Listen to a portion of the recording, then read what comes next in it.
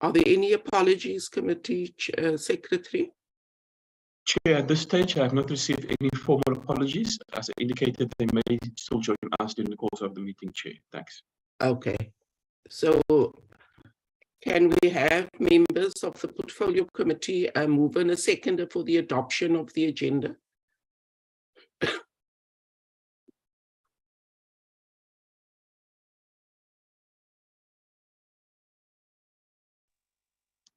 Members? Chair. Yes, Honorable Moatse. Thank you, Chairperson. Then I move for adoption of the agenda. Thank you very much. Can we? As presented. Thank you very much, Honorable Moatse.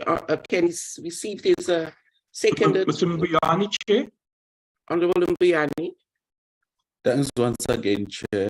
I second the proposal that the agenda is reflected. Thanks. Thank you very much. So our agenda is adopted.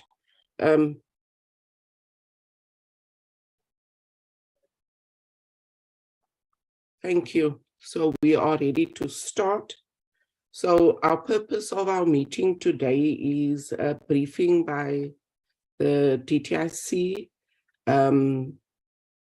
and we will be engaging on its financial and non-financial performance for the third quarter of the 2022-23 financial year.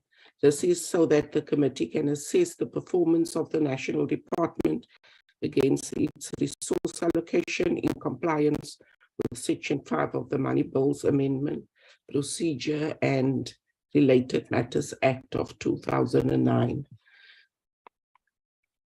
I assume we have the Minister who will be leading the presentation. Is the Minister on the platform? That's correct, Chair. Minister is on the platform, Chair. Okay, thank you very much. Minister Patel. Thank you very much, Chairperson, and good morning to you and to all the honourable members. I'd also like to greet the Deputy Ministers and the officials of the department, as well as the support staff of Parliament. Chairperson, thank you very much for this opportunity to present the third quarter report. Honourable members may recall that this is the second time that we are presenting the report in the new format, and we had done so for quarter one and quarter two last year, and we will be doing it now for quarter three. I'm going to ask Tsulumushi to flight the presentation so that we would be able to use the presentation as a guide to give members of Parliament an idea of the work that had been done over this period. So if we go to the next slide, the report covers the 1st of October to the 31st of December, what is called quarter three in government's financial year. And we have 15 sections. We're going to look at the global and domestic economic context, the energy crisis and a number of DTIC responses to that crisis. We'll identify and provide some information on manufacturing performance, investment, incentives and exports, and then turn to jobs, ownership and transformation work done by the department. We'll reflect briefly on governance, on 11 international trade and investment engagements, 7 master plans, 2 policy interventions, some work done on competition and trade measures. We will also then look at spatial measures, and we're going to focus on the Tshwane SEZ and the Highveld Industrial Park. Thereafter, 3 major projects in the Social Employment Fund will be highlighted, as well as progress with film production. There'll be a brief concluding section, and then we'll provide both the more formal report on the extent of compliance with the key performance indicators and the financial report. So this report covers the work of the department, but we've also included in it 50 case studies. The next section, part 1, deals with the context, and quarter 3, the report itself provides information on the impact of the work done by the DTIC and the impact on the lives of South Africans. To recall, it fits into the strategic priorities we set at the start of the financial year.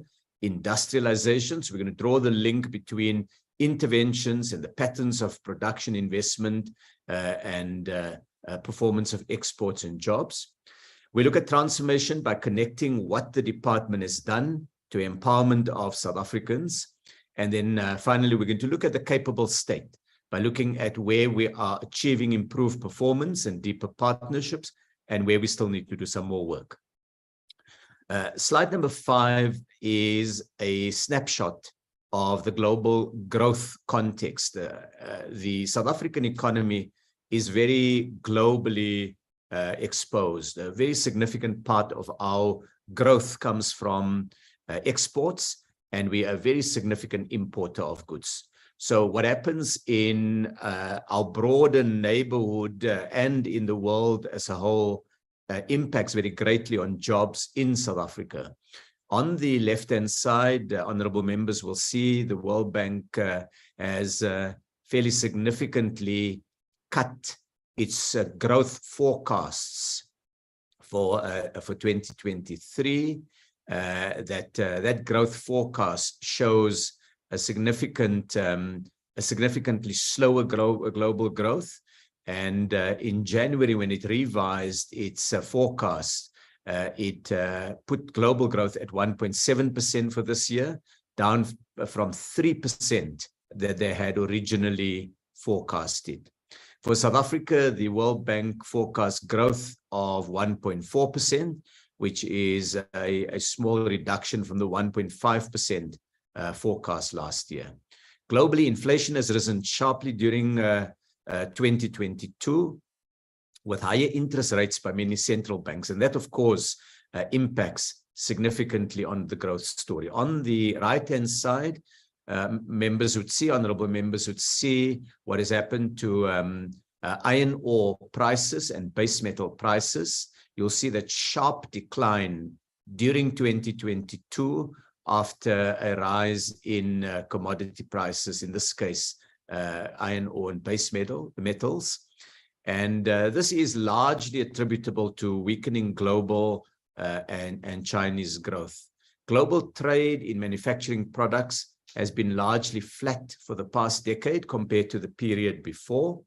And there's a negative impact on the South African economy, as we are a large exporter of this particular metal, but also metal prices generally remains a key indicator of performance of the South African economy. The next slide. This looks at global investment developments, and honorable members will see that global foreign direct investments momentum has weakened last year, with downward pressure on projects after Q1. And the current forecasts are that we expect a decline globally, not just in South Africa, in foreign direct investment. And this negative trend reflects a shift in investor sentiment following a series of challenges and crises globally. The next slide. This looks at the domestic economic context, and it's been marked by significant and continued load shedding, which has in turn impacted very seriously on the economy and on output on Q3, which is what we're dealing with, but this will continue to impact on Q4 and beyond. And the following slides that we've prepared show the energy impact. We look at inflation, and then we look at economic performance. This slide just briefly and graphically illustrates, if you take 2022 days with load shedding, and honorable members will see the growing trend as we move towards the end of the year of rising load shedding. I had presented in Parliament last year an indication of the extent of load shedding at the time, and we had expressed concern at the impact on the economy. Since then, it's of course remained very high in that last quarter. Next slide. Here we briefly deal with the energy supply interruptions, Eskom plant performance that's continued to deteriorate over this period, which impact on the frequency and the duration of load shedding. And we draw attention to what are some of the underlying causes. But the impact of load shedding on manufacturing, agriculture, on small businesses, on poor households are particularly severe. And this is because part of manufacturing operate continuous production processes, where there's even a short interruption can cause significant damage to equipment. For small businesses and poor households, the ability to mitigate load shedding through backup systems or generators are difficult, as these are quite expensive. And there's a slide there that provides a little bit of the detail on the energy availability factor. The next slide then goes to inflation. And in line with what is happening across the world, but not as sharply as in a number of other countries, we've seen that South African inflation rose during 2022. And that's on the left-hand side graph. On the right-hand side graph, honorable members will see the response of the Reserve Bank with the rate hike cycle over that period. So domestic inflationary pressures have begun to dissipate. So there's a little bit of good news that came through the system, although of course food inflation remains a serious concern. And this combination of electricity challenges and inflationary pressures, coupled with the interest rate responses, have further impacted on the economy. The next slide provides information from Statistics South Africa. It's the GDP data for the third quarter of our financial year. And it provides some information for the aggregates, but also at sector level. I think the headline figures are known because it was in the media last week. GDP for the quarter declined by 1.3%. And that was after it had increased 1.8% in the previous quarter. GDP in quarter 3 is 1.3% higher than the same period in 2021. And GDP in the previous quarter had been at the highest level ever. So this has been a fairly sharp decline. 7 industries recorded declines in output between the 3rd and 4th calendar quarters. Honorable members will see there finance and business services had a sharp decline of minus 2.3%. Trade, catering and accommodation just over 2%. Mining just over 3%. Same with agriculture. And manufacturing, which of course is a particular focus of the department, declined by 0.9%. The next slide provides a little bit of a breakdown of the various sectors, and honorable members will see that pattern I've explained illustrated there. The next slide then looks at job creation. So this is also from Statistics South Africa. It's drawn from the quarterly labor force survey. And what it shows that employment grew in quarter 3. Employment for the quarter grew by 1.1% on the back of growth in the previous quarter of 1.3%. Employment in the quarter that we're looking at is 9.6% higher than in the same period in 2021. So we've seen some recovery on the jobs front, but of course now with the slowdown in the economy, and in fact a decline in output in quarter 3, we can expect that this will begin to impact on the labor market. Employment grew in every quarter of last year, extending an employment growth streak to 6 quarters. And honorable members will see there that finance and business services grew quite sharply. That's where, by the way, we put some of the call center and global business services work of the DTIC is classified under that category in the statistics. Trade and catering and accommodation grew by 1.6%. Mining's employment grew quite sharply by 7%. Agriculture shrunk by 1.4% for the quarter, and that is after quite significant growth in agriculture over the last period. And manufacturing grew. The number of jobs in manufacturing grew by 1.6%. So if we look at the opportunities, we've identified trading under the African Continental Free Trade Area. It's expected to commence on pilot basis in 2023. And the South African manufacturing sector is well positioned to benefit South African exports, has already provided strong foothold in a number of countries, and we can leverage further to increase volumes as the relative tariff preference improve in the next few years. So each year, we expect that tariffs will come down by a particular percentage in markets across the continent, and that gives South Africa an expanding opportunity. Agriculture has grown over the past 3 years, and this provides opportunities, yes, for food security and also for greater exports. Construction growth can pick up as infrastructure spending expands, and this is after a number of years of decline in the construction sector. Electricity sector interventions in the private sector could accelerate investment levels, and that will have an impact across the economy. And investment in the transition to green energy can boost overall investment spending. Green industrial products offer an opportunity, of course, for additional positive impact of the spending. So it's not just energy generation, but it's also the industrialization work that accompanies that. So we've highlighted some of the big challenges globally, some of the big challenges in the domestic market. This section, part 2, is a special section that we don't normally do in the quarterly report. And what we seek to do here is provide an overview on the energy responses, largely in quarter 3, but we've also included the work done in quarter 4 because it's so critical to report to Parliament on the work that has been done. The next slide just recalls for the economy as a whole that there's an energy action plan that was developed to resolve energy supply challenges, and it's being implemented.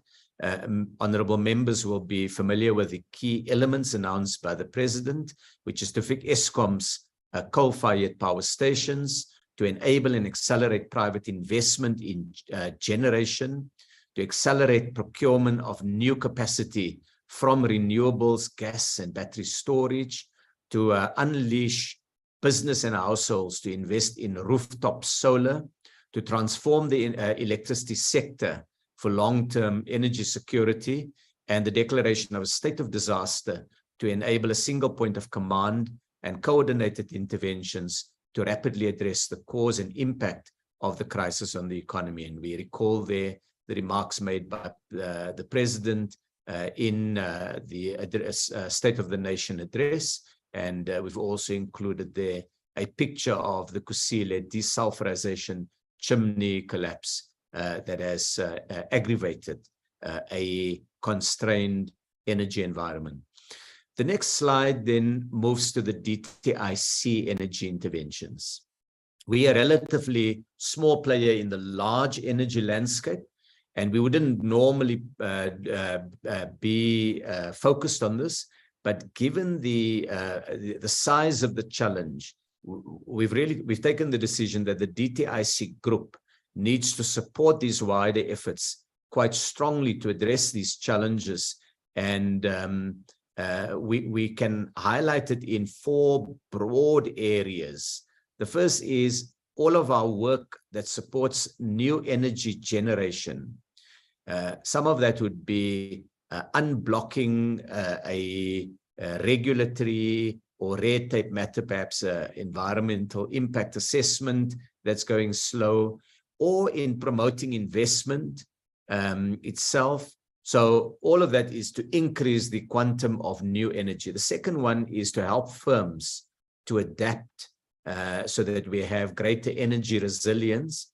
The third one is to promote longer-term energy efficiency the amount of energy used in the economy for every, let's call it, billion rand of output.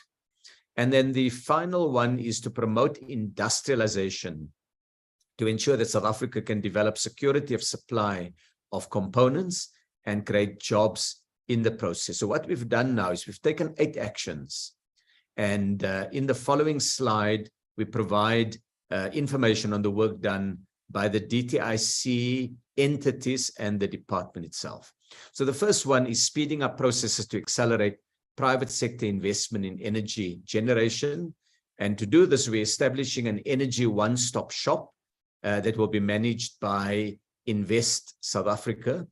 The one-stop shop will assist power generating companies to navigate the different processes that apply in law and to increase the turnaround times by helping investors to submit applications through a single window where all government approvals can be coordinated. And we're in the process now of putting unblocking teams in place to assist investors. The next slide provides an example of the kind of work that has already been done. So there's a company called Hesto Harnesses that operates in Kwadukuza. It's a very large plant, more than 4,000 workers there. So they developed a backup system where they had generators. They had a challenge with their generator that could have put the employment of 4,000 workers at risk.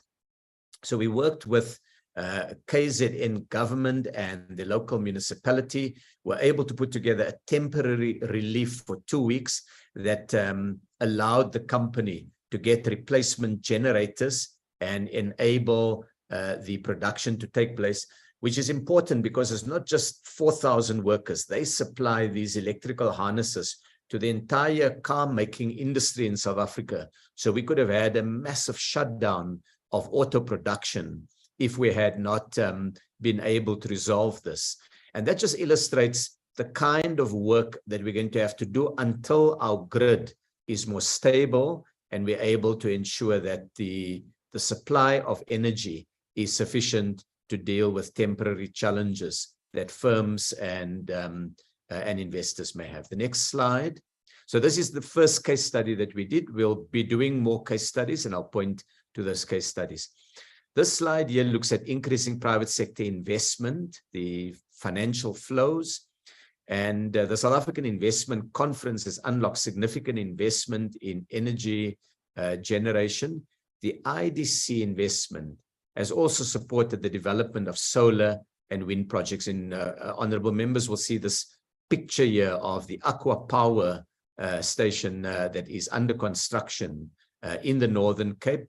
It's called the Redstone Solar Terminal Power Plant. The next slide then provides our case study number 2, where we go into a little bit of detail that this power plant represents an 11 billion rand investment.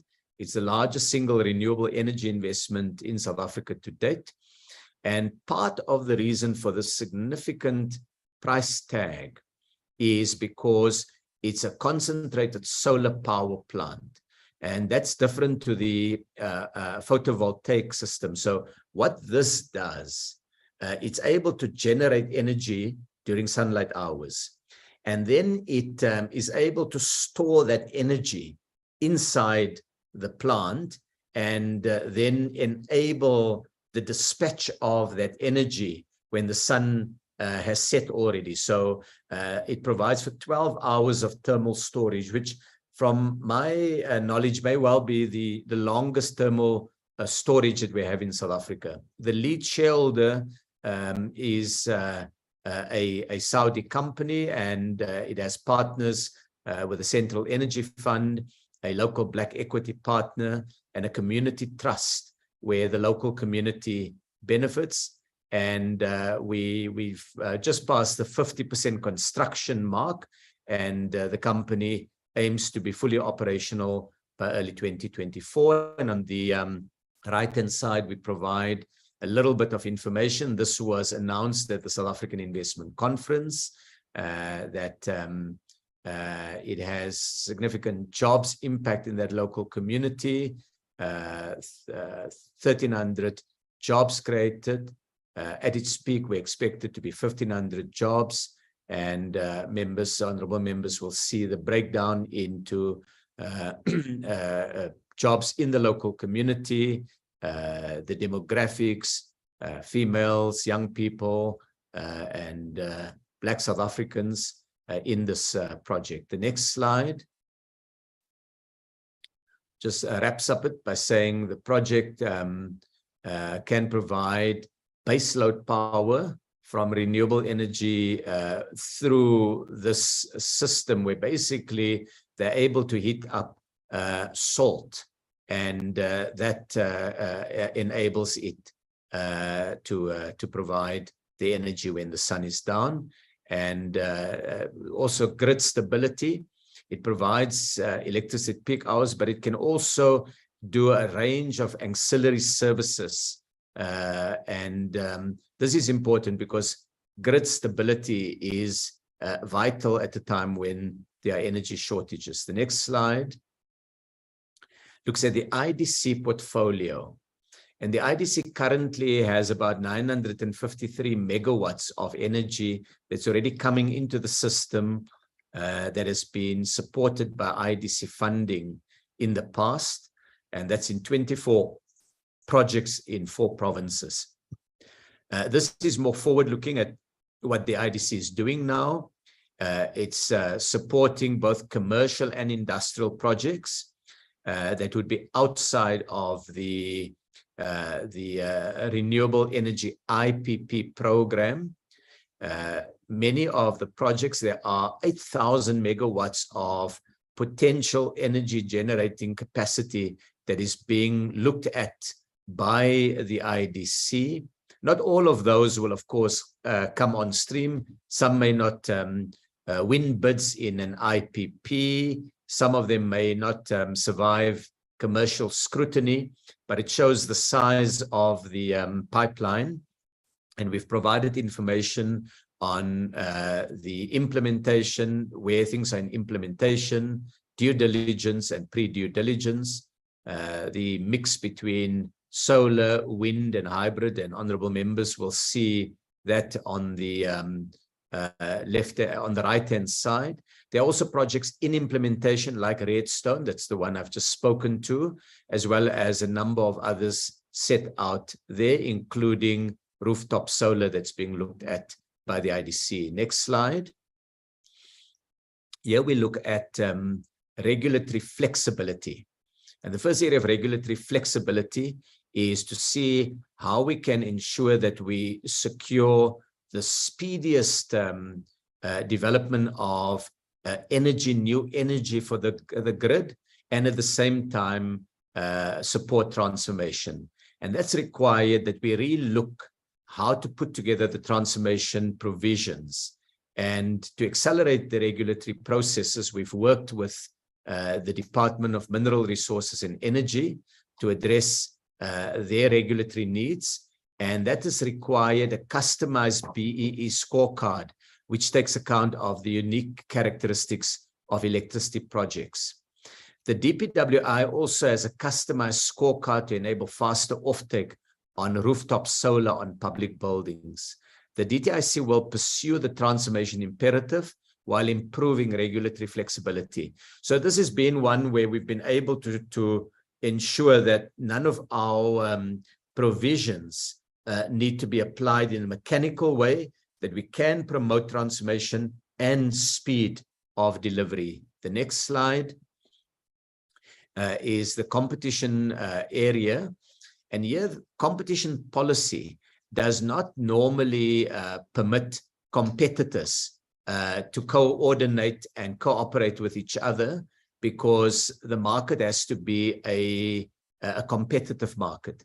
So what we've done is, recognizing the unusual circumstances that we have, the Competition Commission and Ministry developed draft regulations to assist companies in developing a more collaborative approach to meeting their energy challenges. A few days ago, on the 8th of March, we gazetted 2 block exemptions for public comment. The regulations on block exemption applied to energy suppliers and energy users. For energy suppliers, they aim to promote collaboration to increase or optimize the supply of energy in the market or reduce the cost of energy. On the energy users, we want to promote collaboration to secure backup alternative energy supply or promote the efficient use of energy supply. The fifth intervention is an energy resilience scheme. The final touches are being put on it. It will come into effect in the new financial year, which would be in a few weeks' time.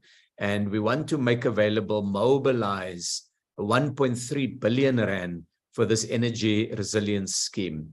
It brings together the work of the DTIC, the IDC, and the NEF to establish a blended funding facility to support companies affected by load shedding. It has a working capital element to assist companies with alternative energy solutions.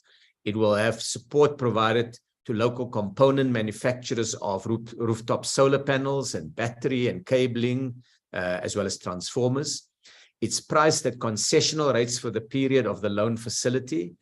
And through the IDC, a grant fund has been established to support township and rural businesses for capital equipment, technical support, and non-financial assistance. I note that 1.3 billion rand, while it's a big sum for the DTIC group, is of course a modest contribution to having energy resilience. So this has to be looked at together with the measures put in place by National Treasury through the various tax incentives that has been put in place. This slide provides information on the IDC's 4 targeted energy resilient interventions to support to help firms both on the demand side and on the supply side of the energy crisis. And so we've provided detail on what that involves on the demand side, which is the Energy Resilience Transition Scheme, as well as the localization of key components, and on the supply side, the Energy Transition Financing Scheme and Township and Rural Energy Resilience Scheme. We've put that into the key blocks to give members a sense of what we will be seeking to do in March, in April, up to June. So we have asked the teams to put some priority to shift resources to be able to enable the scheme to come to fruition as soon as possible. Next slide. We'll then move further on to the 6th big intervention of the DTIC, and this is energy efficiency. So the South African Bureau of Standards has been developing national standards, and these are national standards. For example, the light bulbs that we use are not energy efficient. They come from a different era when energy was not as significant a challenge. Across the world, everybody's moving now to more energy efficient light bulbs, not only to save on energy, but also to have a positive effect on the environment. So we're looking now at measures that will encourage the use of LED lamps because of the energy saving potential. Yeah, some of the areas that the work has been undertaken by the National Regulator of Compulsory Specifications. They include areas of appliances, general service lamps, hot water storage, and electric motors. And we want to conclude this within the next 3.5 to 4 months.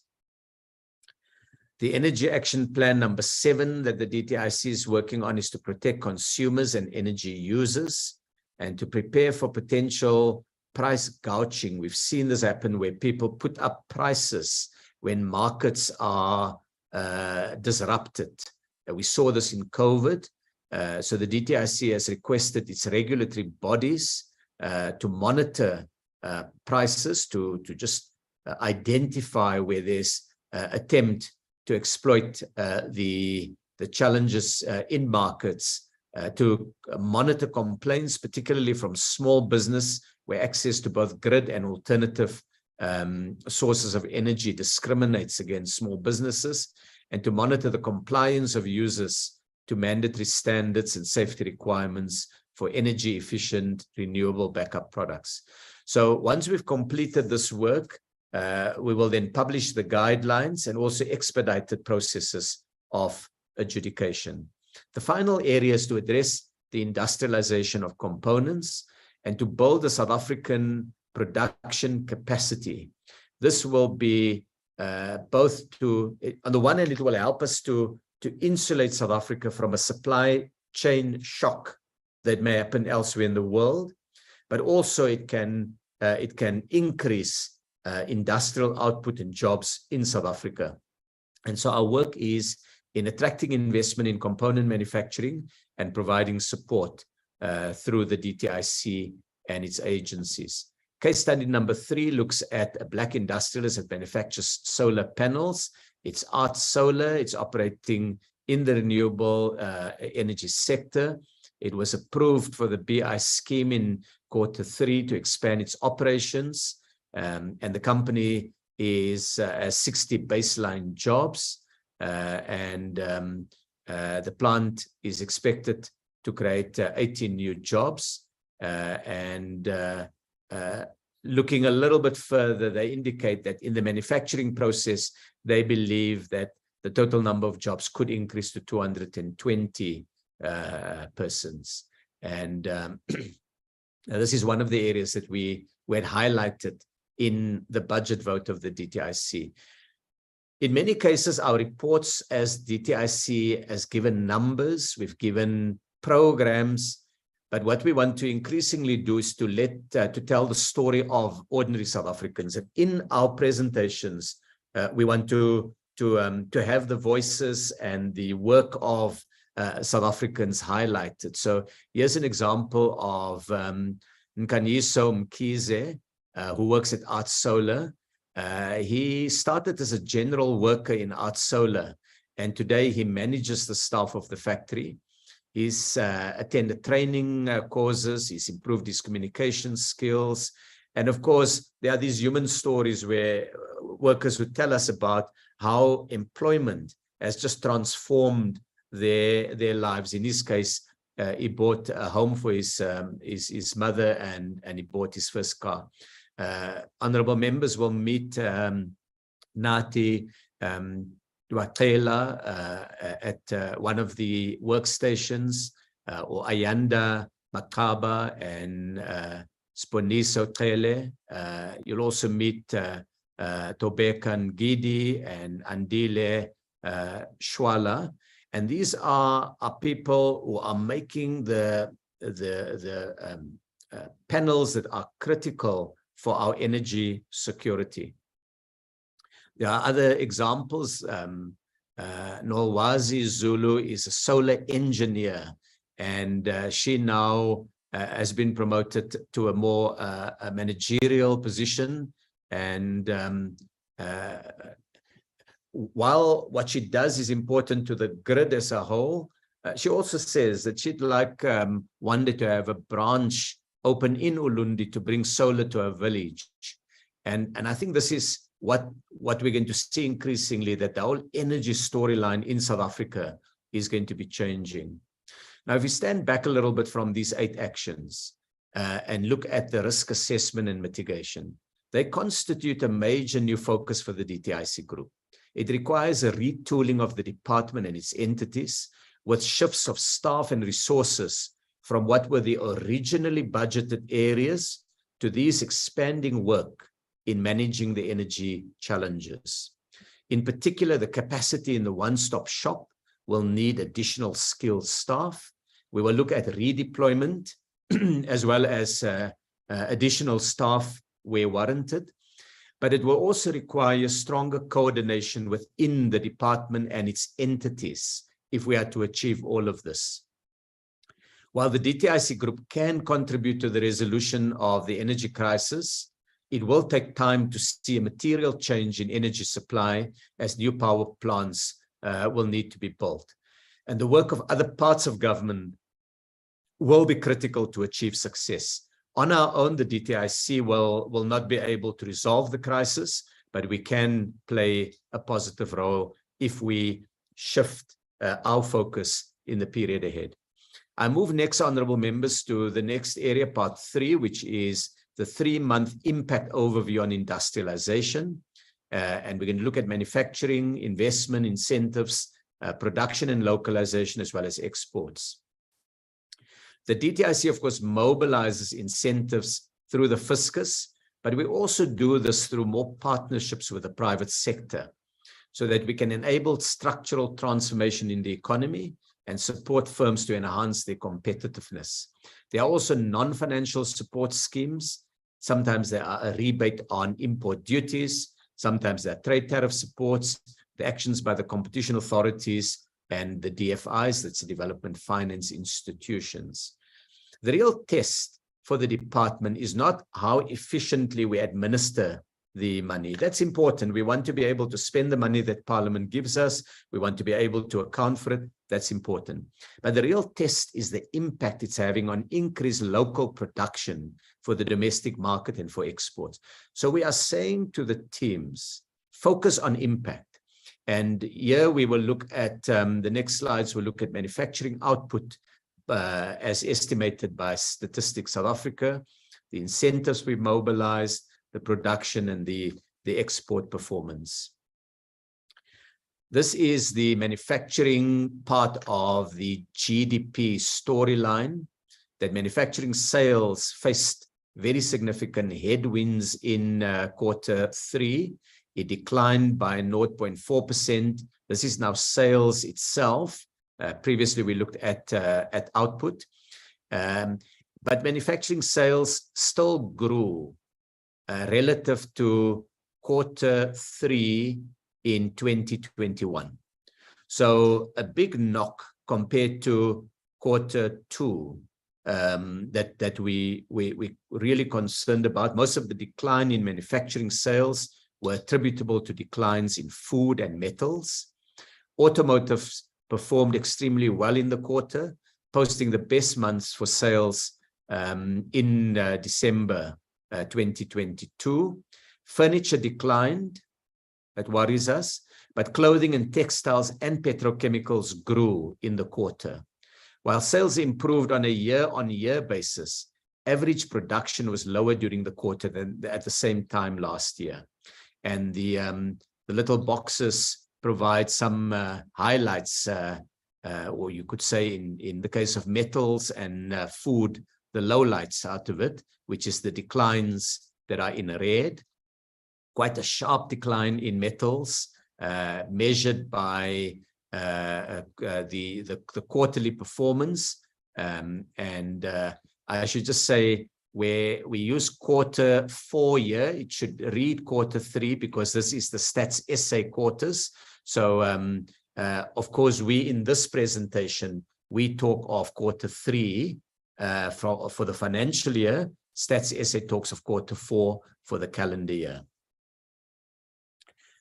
Honorable members will see a little bit of a positive storyline on electrical machinery and on automotives and transport equipment. That's where we've seen a very sharp rise in manufacturing sales for cars and bakkies. Beverages has declined and sales fell 16% in the quarter. When we spoke to most beverage producers, the bulk of them indicated that Q3 was not a big challenge for them in last year. So we spoke to a number of people, both in the soft drinks area as well as in the alcoholic beverages area. So there's a little bit of a disconnect between the data the DTIC has received, or the impressions the DTIC has received, and what the Stats SA data shows. Basic iron and steel was also sharply down. And here the steel manufacturers that we surveyed have largely confirmed this trend line, and they reported slow global growth rising global interest rates, load shedding, and weak construction demand as some of the more significant factors that explain the drop in iron and steel sales in that period. Next, we move now to the real economy section, where we disaggregated into a few comments, either by sector or by firm. We provide here information on how many cars were produced in South Africa. And production in the auto industry is enabled by the Auto Master Plan. That is the driver of the support partnership between the industry and government. So we've used the data of production itself. For the quarter 3, 143,000 cars were produced. That's a 26% increase compared to quarter 3 of the previous year. If we take the financial year up to December, that's 3 quarters, 408,000 cars were produced, and that's 15% higher than the first 3 quarters of the previous year. So the car story is showing very significant positive growth. Part of it is recovery from COVID, and part of it is also the boost in exports. We provide the export data at the bottom of the slide. For quarter 3, we exported 88,000 vehicles, which is 31% higher than the same period of the previous year. And for the 3 quarters, the 9 months taken together, we exported 263,000 vehicles, which is significantly higher than the same period of the previous year. So exports is one of the drivers now of increased production in the car industry, which of course creates and sustains jobs in many parts of the country. We're pointing to 2 big production milestones in quarter 3. The first milestone is 10,000 trucks. 10,000 trucks that FAW has now produced in South Africa. It's a company that operates in the Kuga Special Economic Zone. And on the 10th of November, it reached this big milestone since its inception in South Africa. So over that period that it's been here in South Africa, it's produced 10,000 trucks.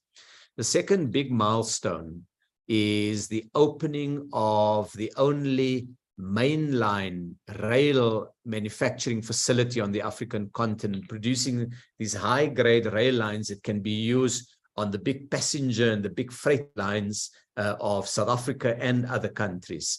And annual production is projected to be about 500 million rand. And that's a very big step up for us in our industrialization agenda. This slide looks at the work of the department and the entities. We've looked at IDC and NEF, but because we're also beginning to get more resources from the private sector through the equity equivalent investment program, we've reported on some of this to Parliament previously, as well as funds that are managed by companies as part of their competition commitments. We're able to do more than the money that is budgeted by Parliament. So over the 3 quarters, the incentives that were enabled by the DTIC group amounted to about 26 billion rand. And of those, 21.8 billion rand was actually disbursed. It left the bank accounts of these funds and went to the firms. We've also in red provided details of the sums for quarter 3 specifically. Honorable members will then see the numbers there. 9.8 billion rand enabled, 6 billion actually paid. And so we've exceeded our annual target because we were able to mobilize funding from outside the state. In the light green box at the bottom, we point out the municipalities where all of these took place, and 49 of the 52 municipalities or metros were covered. and they include many rural districts and smaller metros. So this is an area we're keeping an eye on. Standing back on investment, because the next few slides will provide some information on investment, we support increased investment in a number of ways. IDC and NEF funding through their balance sheet, funding by those entities through DTI incentives that they administer. So the DTIC makes that money available for them to manage. Then DTIC direct incentives provided through industrial funding, SEZ and other measures. Trade and competition commitments made by private firms. Unblocking efforts undertaken by the DTIC, mainly through Invest SA. And work done to secure or to monitor or to unblock investment pledges made at the investment conferences convened by the President. So what's been done? In Q3, there was a very big push to try to get investment numbers up. So we've facilitated or received pledges of investment worth 63 billion rand. And for the 9-month period since the start of the financial year, the sum is 129 billion rand. About 12, call it 13 billion rand of this is subject to regulatory developments in one of the competition matters, but the commitment has been made. So this is quite a significant step up for us from our 120 billion annual target. This just provides a little bit more detail for each quarter and where we stand on investment against the annual target. We've highlighted 3 big investments that were publicly launched. The first is the Ford 16 billion rand investment, the production of a new generation bakkie. And Ford now produces the Ranger at the Silverton plant from 15 November last year.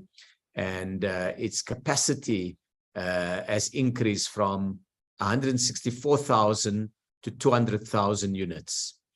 We do a little case study later on the Ford example. The second one is Art Solar, 108 million rand, and I've provided the case study on that. And the third one is Alpla, and this is a firm that has invested around $100 million previously, and they've now brought in a further $50 million, providing a significant number of job opportunities. And this plant was opened in Q3. Taking a couple of case studies. Case study number 4 is quite significant because this is a new steel mill that is scheduled to be completed we hope in this financial year.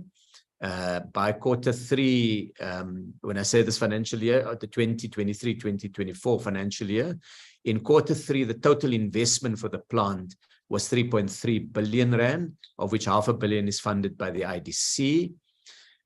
It will do many things, and we've listed it there. Very significant additional steel output, 250 permanent jobs, but it's also a expansion of another company into the flat steel market, where ArcelorMittal has historically had a monopoly. So it brings competition to flat steel production in South Africa, which is an important part of our objectives to build greater competition where we've had a very concentrated economy in the past. And this commitment was made in the investment conference that the President convened. There's some information in case study number 5 on a big data center that is opened in Ekurhuleni with solar power generation, and it has a investment value of 1.1 billion rand, and it's part of building the infrastructure for the new economy. The next slide looks at localization, where we've increased capacity or industrial output. In a number of cases, we're building the capacity, and as the energy challenge gets resolved, we'll be able to bring additional local value add to the economy. Slide number 50 just gives some localization achieved in three broad sectors: metals, aerospace, and marine. Some of these we break down in case studies later. This case study is an interesting one. It's a company called Lesco Manufacturing. They make these electrical adapters.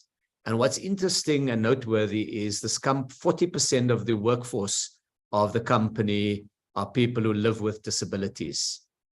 And the department introduced Lesco to Shoprite, which had been importing its product range. And Shoprite has given initial orders to Lesco. And depending on product performance, we hope this can result to monthly recurring orders. And there's a picture of Mr. Kyle Turner and Mr. Tato Mbele, and they have, in the case of Mr. Turner, cognitive impairment, and it was difficult to work in an ordinary working environment, and Mr. Mbele has a hearing impairment. And both of them are employed now in a company who creates an environment that enables South Africans who want to contribute to the economy, who don't only want to be able to rely on welfare grants, but who want to be able to earn a wage. And even though it's a small factory, it really tells quite a powerful story of how workers through this has become financially independent. This slide provides information on Massmart's localization. They did this many years ago, but every year they still buy locally made products, from frying pans to flat pack furniture to aluminium ladders. And we provide information there of the 205 million annual import replacement that this generates. And there's a little story on the side of Active Factory that was burnt during the July unrest, and how they are now recovering. Moving on to furniture. This is a picture of entrepreneur Rashid Gutta, who was a trader and an importer of Italian furniture. When the rand weakened, he moved his procurement from Italy to China. And over the years, he noticed that China's production cost was steadily increasing. And with the rand's weakening, it squeezed his profit markets. He then decided to manufacture in South Africa, and he put up a production facility in Gauteng. He's now vertically integrated, and he runs furniture stores and he makes furniture. And so we're connecting him to raw material suppliers in South Africa. Plastics is the next example. This is Impact Plastic Containers. They invested 500 million rand to increase their production in Brits. And this is those wheelie bins, which in 2019 was designated by the Minister of Finance following a request from the DTIC as a product that the state needs to buy locally. And this illustrates how important it is for the state to buy from companies that operate in South Africa. They now make this product in Ekurhuleni, and they have created 62 new jobs, and they've also brought in young people, and they're trying to take an environment that has been male-dominated and bring in women into that environment. This slide illustrates industrial financing, where the DTIC supports companies, and they in turn buy from other local companies. So we're beginning to monitor this, and we were able to quantify the impact of what those companies do. So the DTIC doesn't provide the support to everybody, but those companies that it's now supported in turn are showing a positive localization impact by them also supporting other companies. Next, we turn to exports, and we provide information on our manufacturing exports, drawing on data from SARS and case studies. Now, it's true that the external environment is challenging. The global economy is performing at a weaker level than was projected. And there's rising costs due to the war in Ukraine, and lower global growth rates have impact on it. But nonetheless, South Africa's manufacturing export performance has done well in this period. Some of the reason may be the running down of inventory, that stocks were accumulated when the economy was doing poorer. And in this period, we were able to sell more of it. But in a number of product lines, we have seen real growth in exports also. This is the annual target we set. Our progress to date using the data in the harmonized system category is 590 billion rand of a 600 billion target. That provides the quarterly figures on slide 58. On slide 59, we just pull out a few anecdotes. For example, exports of cosmetics reached an all-time high as recovery in the African consumer market drove record regional exports of soap, toothpaste, and makeup. For example, freight trucks and trailers also reached an all-time high in Q3 as record exports to the rest of Africa powered the industry to annual exports of 2.3 billion rand. And in the case of paper pulp, we're the second highest level ever. In the case of mining machinery, we broke the 2 billion rand quarterly figure for the first time, and that would be like machines that does the sorting and the crushing of minerals. Moving on to exports, examples of exports that were facilitated through DTIC programs. I'm not going to go through all of that, but one or two would illustrate it. 15 billion rand, 14.9 billion rand of exports were supported through certain administrative measures by ITAC and the department on the rebate and drawback provisions. And this excludes auto exports, so just non-auto exports, quite a significant one. There's also exports financed through the Global Business Services. That project also had earned South Africa quite a bit of money. And then export supported through industrial financing. This is companies that we are supporting to orient the export efforts from outside the main metro areas. So honorable members will see Gertsibande, West Coast, Cape Winelands, Utukela, and so on. Moving to the work of the ECIC, that's one of our agencies. They've assisted South Africans to sell 338 million rands worth of goods to other African countries through the insurance that they support. And we've also provided information on insurance cover. This is a case study number 10 of the manufacture of hyperspectral images for exports at a company called Simera Sense. And the project investment benefited from our aerospace industry support initiative. In Q3, the firm received orders for the hyperscale and the multi-scale images from the United States and the UAE. They're now looking at exporting in other product lines also. So this is quite an important story of high technology exports by the company. There's the industrial policy oceans economy. We have a company called Marine Solutions. It's based in Cape Town, and they support the subsea industry in Southern Africa.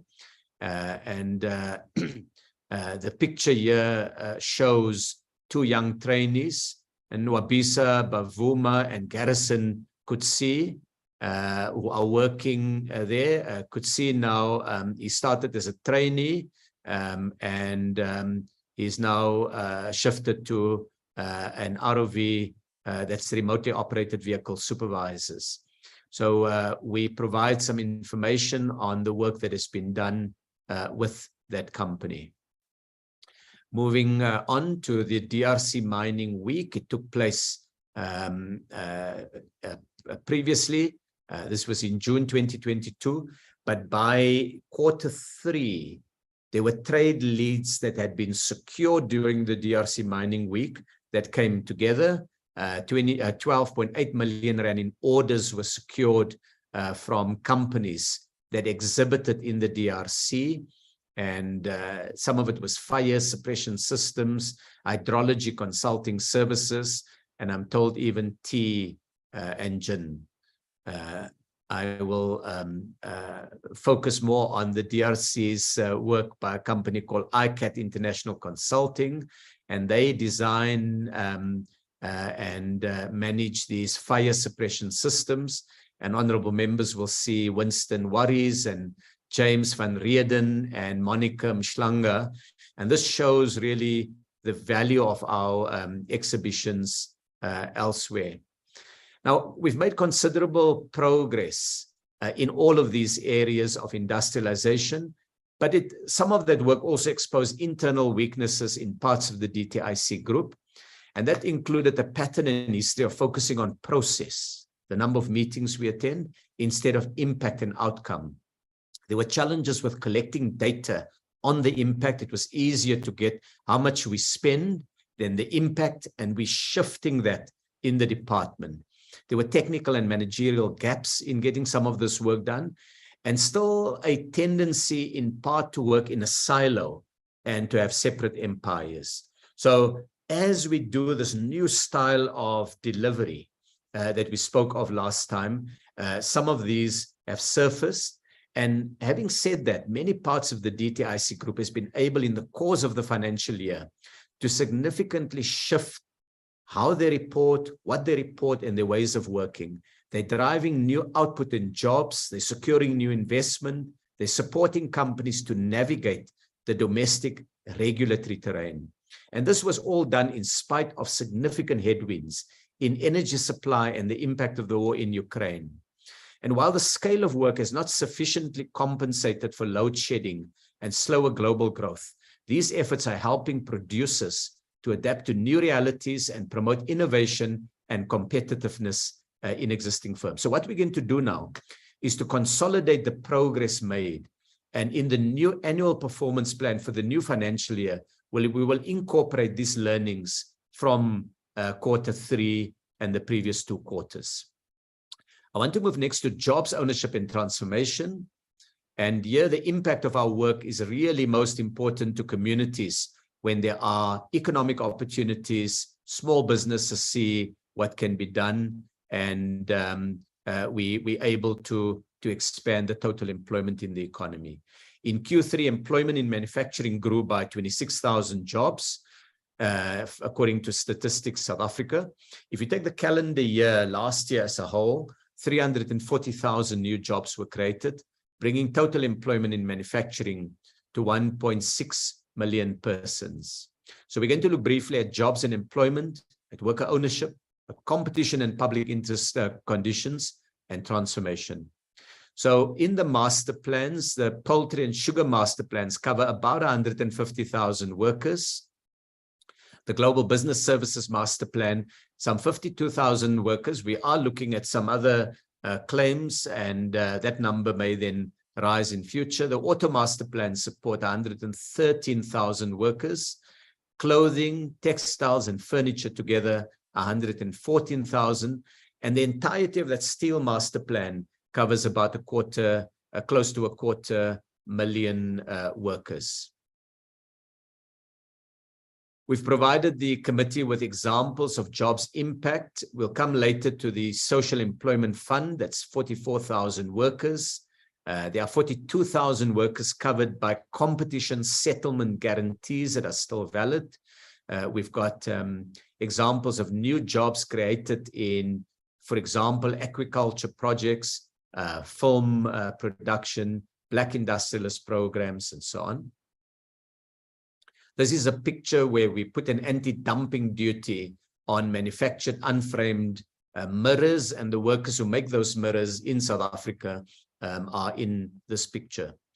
Moving to worker ownership, this is an important part of ensuring that we have true broad-based empowerment and that we we are able to achieve a greater sense of participation in our economy. So there were 5 mergers approved in Q3 where the ministry intervened to advance worker ownership, and that covered 89,000 workers.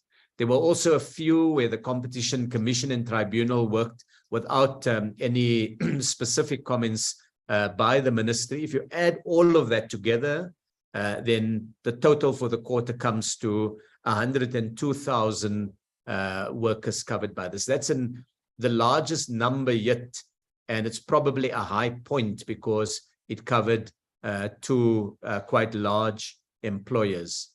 So that was a very significant step up. There's one employee representative that will sit on the board of Shoprite Checkers, and we provide the information on the companies that are covered by this worker ownership deal. There were 14 mergers where we participated in public interest matters.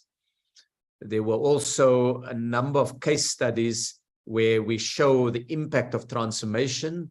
For example, a commercial production of conductors that are used in transformers. So coming back to the energy issue, there's a company called Wilac. It's a black industrialist located in Olifantsfontein, and they did their first commercial run of a continuous transposal conductor. And this is a result of the designation and localization requirements where the state had said we need to buy these products locally. And through the efforts, 20 jobs have been created, and the further details are provided on the slide. Here's an example of black industrialists in green manufacturing. It's Waste Want, which is a black and youth-owned company that makes plastic pellets from recyclable plastic scraps. And you'll see there Olwetu Msingizani and Vuyo Kroti at the production facility in Kraaifontein in the Western Cape. This is a water purification research project, NM Envirotech. It's a woman-owned company that provides technology and advisory services in science and innovation fields. And they have been supported by the DTIC's THRIP initiative. It's an incentive that funds research and development, and in this case, it's on low-cost graphene-coated nanofibrous membranes that are used, these nanofilters, to purify water.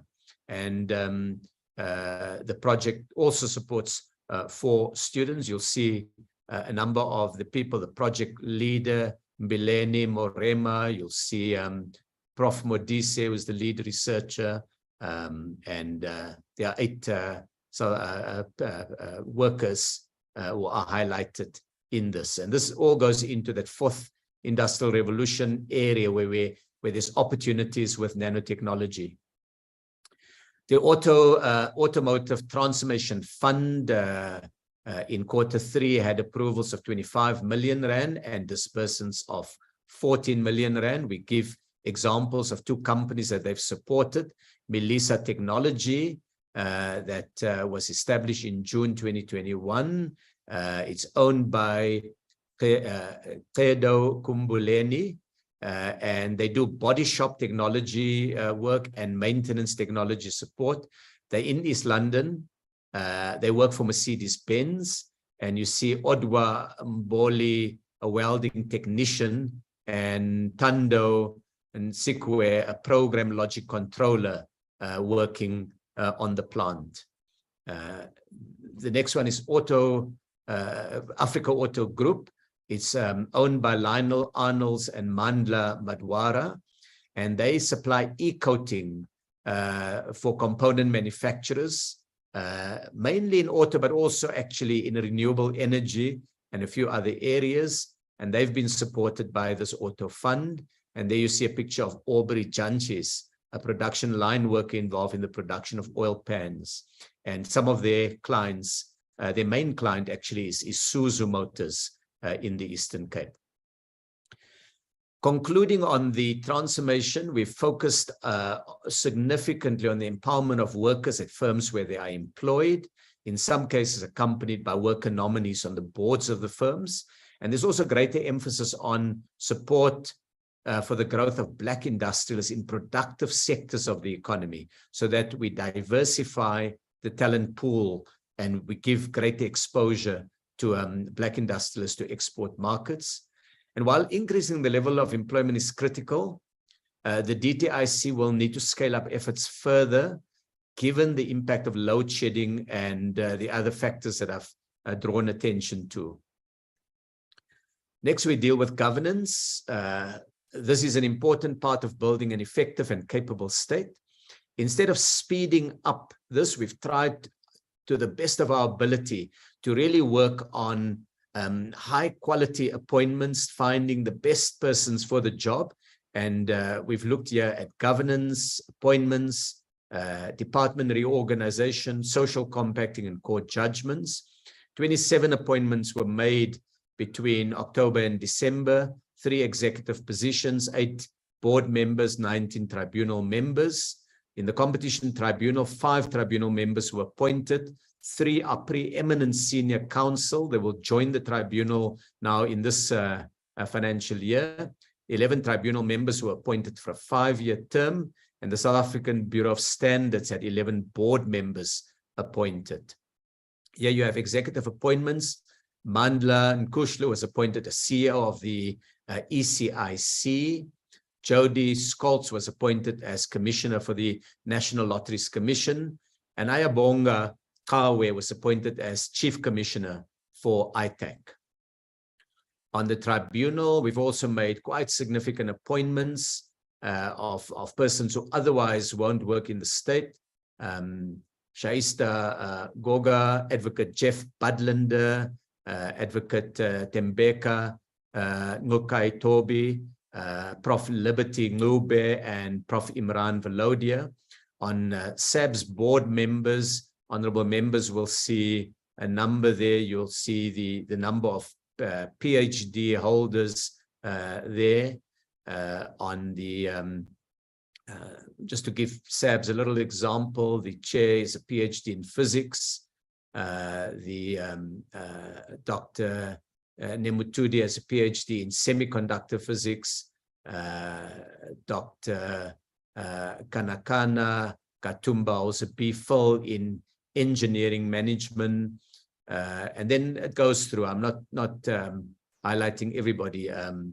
Dr. Josiah is a PhD in public administration.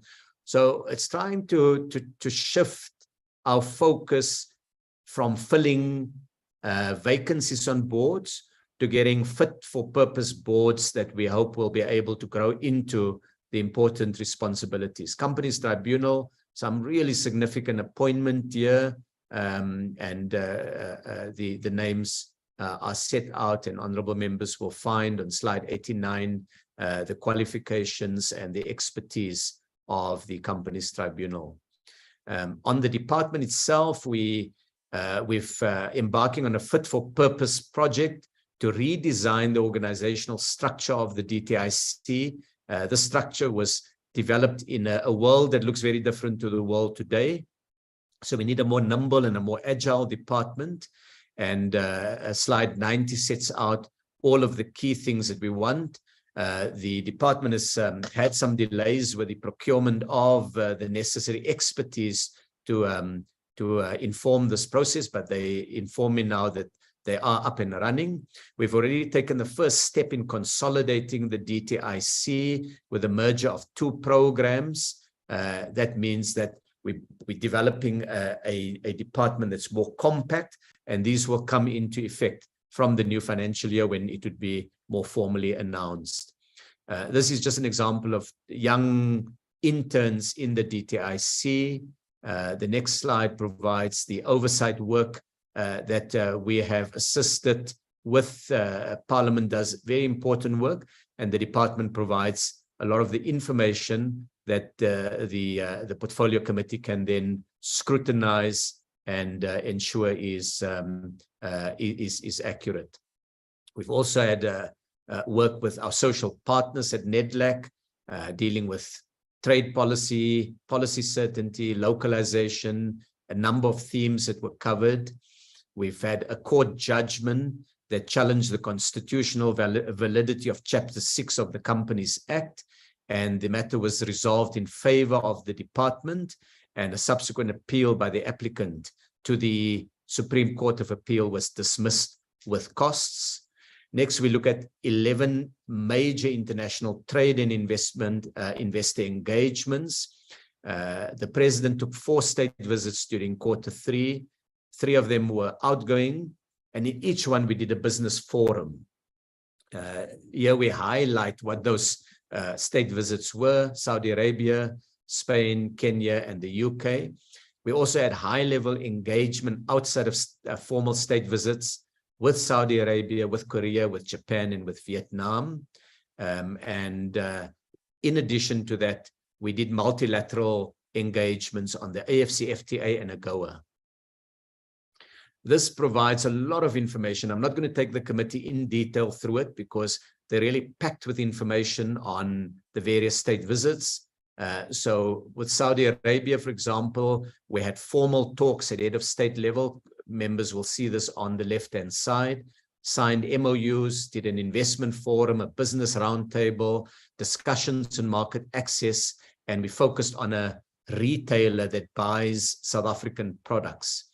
15 MOUs were signed between Saudi Arabia and South Africa. A number of them were DTIC linked: cooperation in the promotion of direct investment, the framework for a Saudi-South Africa joint investment fund, cooperation on standards, an MOU between IDC and Aqua for the development of green hydrogen, a joint business council, a Saudi export-import bank, partnership with our ECIC, and then a cooperation between the department and the Saudi SEZ authority.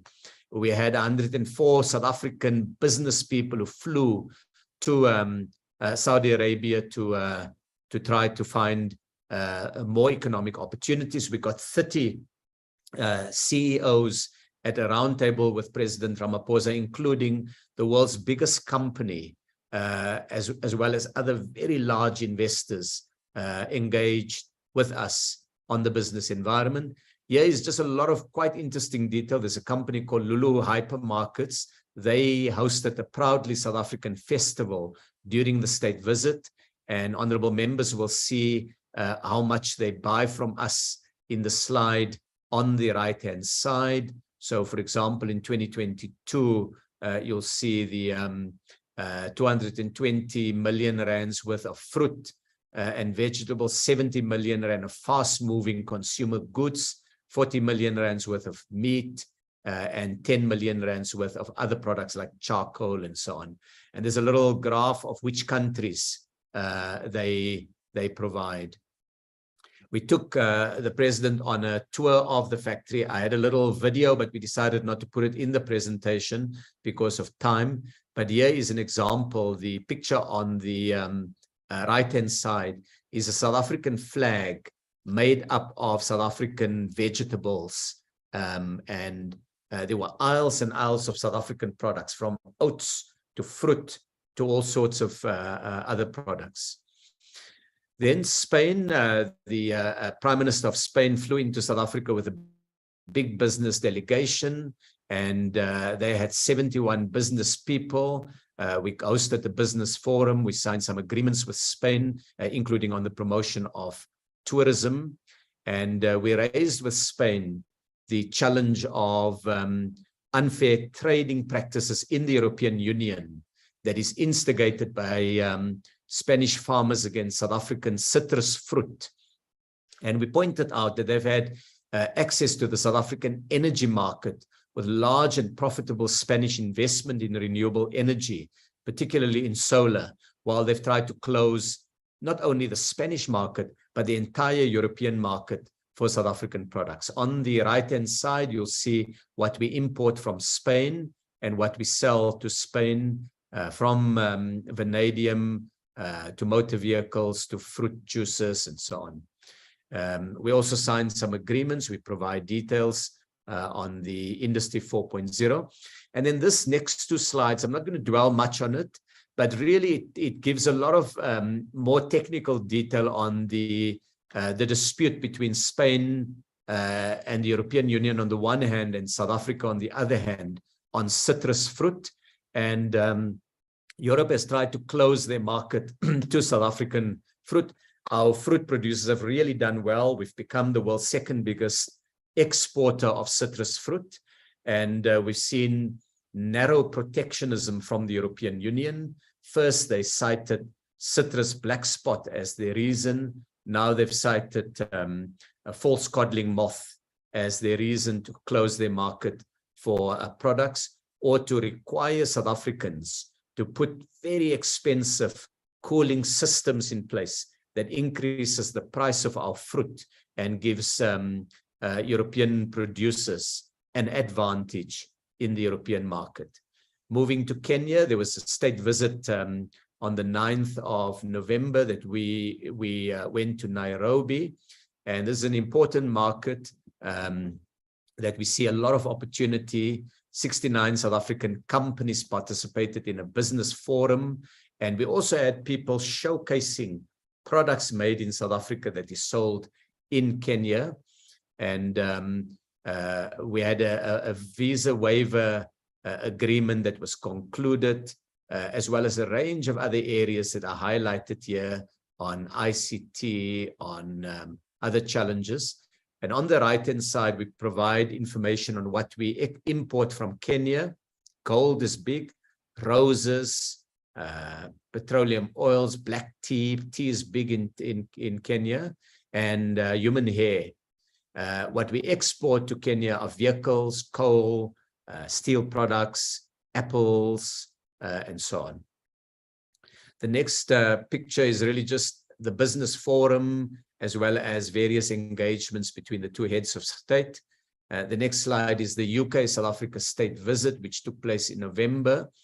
And bilateral trade has increased post-Brexit, owing to our economic partnership agreement that we concluded with the UK. We export $10.5 billion worth of goods to the UK, and we import about $2 billion worth of goods.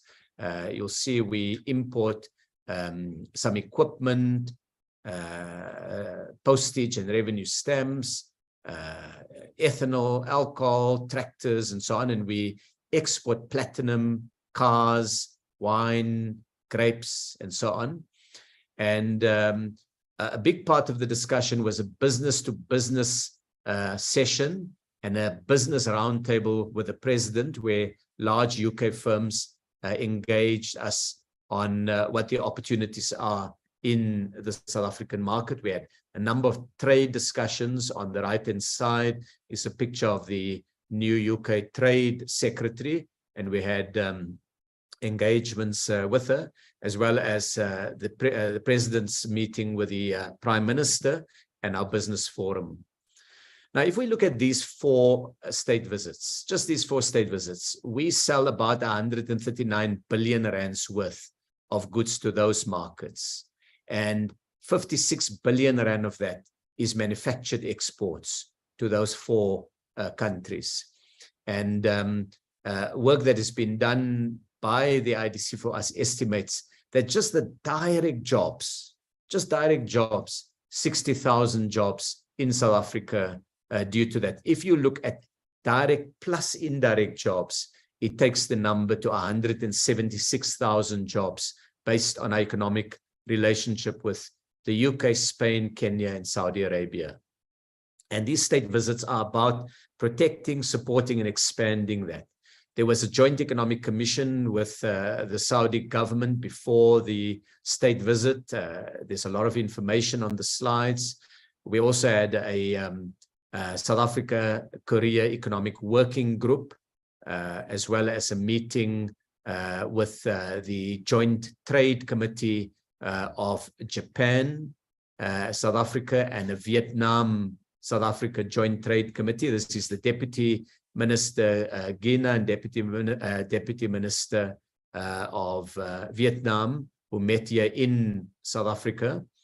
And the profile of business engagements, our exports to those 3 countries was 196 billion rand, of which 36 billion rand was manufactured products. And honorable members will see it accounted, total exports accounted for 80,000 jobs. And if you count indirect jobs, 250,000. We also worked on various multilateral bodies, the Council of Ministers of the AFCFTA that had meetings in Ghana. Here, Deputy Minister Majola represented South Africa. There was a nice picture of him at the meeting. You can't see him on this picture so clearly, but there's a nicer picture. And really what he did there was engage on behalf of South Africa about how we can deepen industrialization on the African continent. And a lot of this work now is coming through to the AFCFTA, and the slide provides a lot of the detail of what that work entails. We also met with our American counterparts on the Africa Growth and Opportunities Act. President Biden invited South Africa to attend the US-Africa Leaders Summit.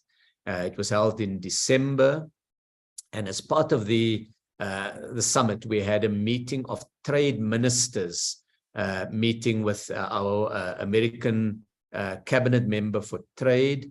We also had African trade ministers meeting on their own. We met with a US trade representative, Ambassador Catherine Tai, the agriculture secretary, that's Tom Vilsack. These are the cabinet members responsible for those areas. So we were able to take up our challenges, and other prominent administration figures, the Undersecretary for State, the Commerce Undersecretary, and the Director of the US Federal Trade Commission, Maria Coppola. On master plans, we did work over this period on the 7 sector master plans. And this is really a very brief report. I'm not going to go into all of the detail, but in the clothing and textile master plan, the IDC has provided data that says 247 million rand of investment was pledged in Q3. 588 jobs was created in Q3, and 2,388 jobs was saved. And then they look at the disbursements and transformation. 5 women-owned businesses was supported, and 6 Black-owned businesses was supported. There's more data on the operation of the what's happened in the industry. I'm going to skip all of that. There's some jobs numbers. The quarterly employment survey recorded a significant increase in jobs with 2,114 additional jobs created in the sector. And the National Bargaining Council also for leather also provided us with information on an increase in the number of jobs. The Sugar Master Plan, we report on the transformation efforts of the Master Plan. We highlight Tongaat Hulet's troubles, where they filed for business rescue during the reporting period, after following a decision by banks not to provide any new funding. And all of this, Tongaat Hulet, this is all the aftershocks of that fraud that took place in the company. So the ministry, Minister Didiza and I met with the banks to manage an orderly transition for Tongaat Hulet, and the IDC has provided post-commencement funding to keep the business operating, while the business rescue practitioners work on a long-term solution. We provide some information on downstream diversification and price increases in this period. Moving on to the Poultry Master Plan, we provide some information on jobs created and the work done on anti-dumping duties. Here's an example of PMM Agri. It's a woman-owned business that is situated in Zanin, that is now in this sector. We can move on to the Auto Master Plan. Well, sections 3, 5, 9, and 10 provides a lot of information, so we'll come to some of that. The Steel Master Plan, we report on the work done in a number of the areas, what was imported, what was exported, the work that SARS did on illicit trade, the labor and business concerns around preferential procurement policy changes, the work of South African embassies. And then under steel, we visit the Actom factory. It's a leading manufacturer of electromechanical equipment, and they include power transformers like your switch gears, your motors, your rail signaling components, and they employ 5,500 workers across the group, significant black and women ownership, and exports amounted for 14% of their total orders. So it's quite a significant industrial company. We've looked at Transnet's work on procurement, particularly insulators and transformer requirements that Eskom has done. So this slide looks at Transnet and Eskom and the important role of state procurement in ensuring that South African-based companies can increase their sales and create and save jobs. This is an example of PRASA and rolling stock, where some of this now is being made in South Africa.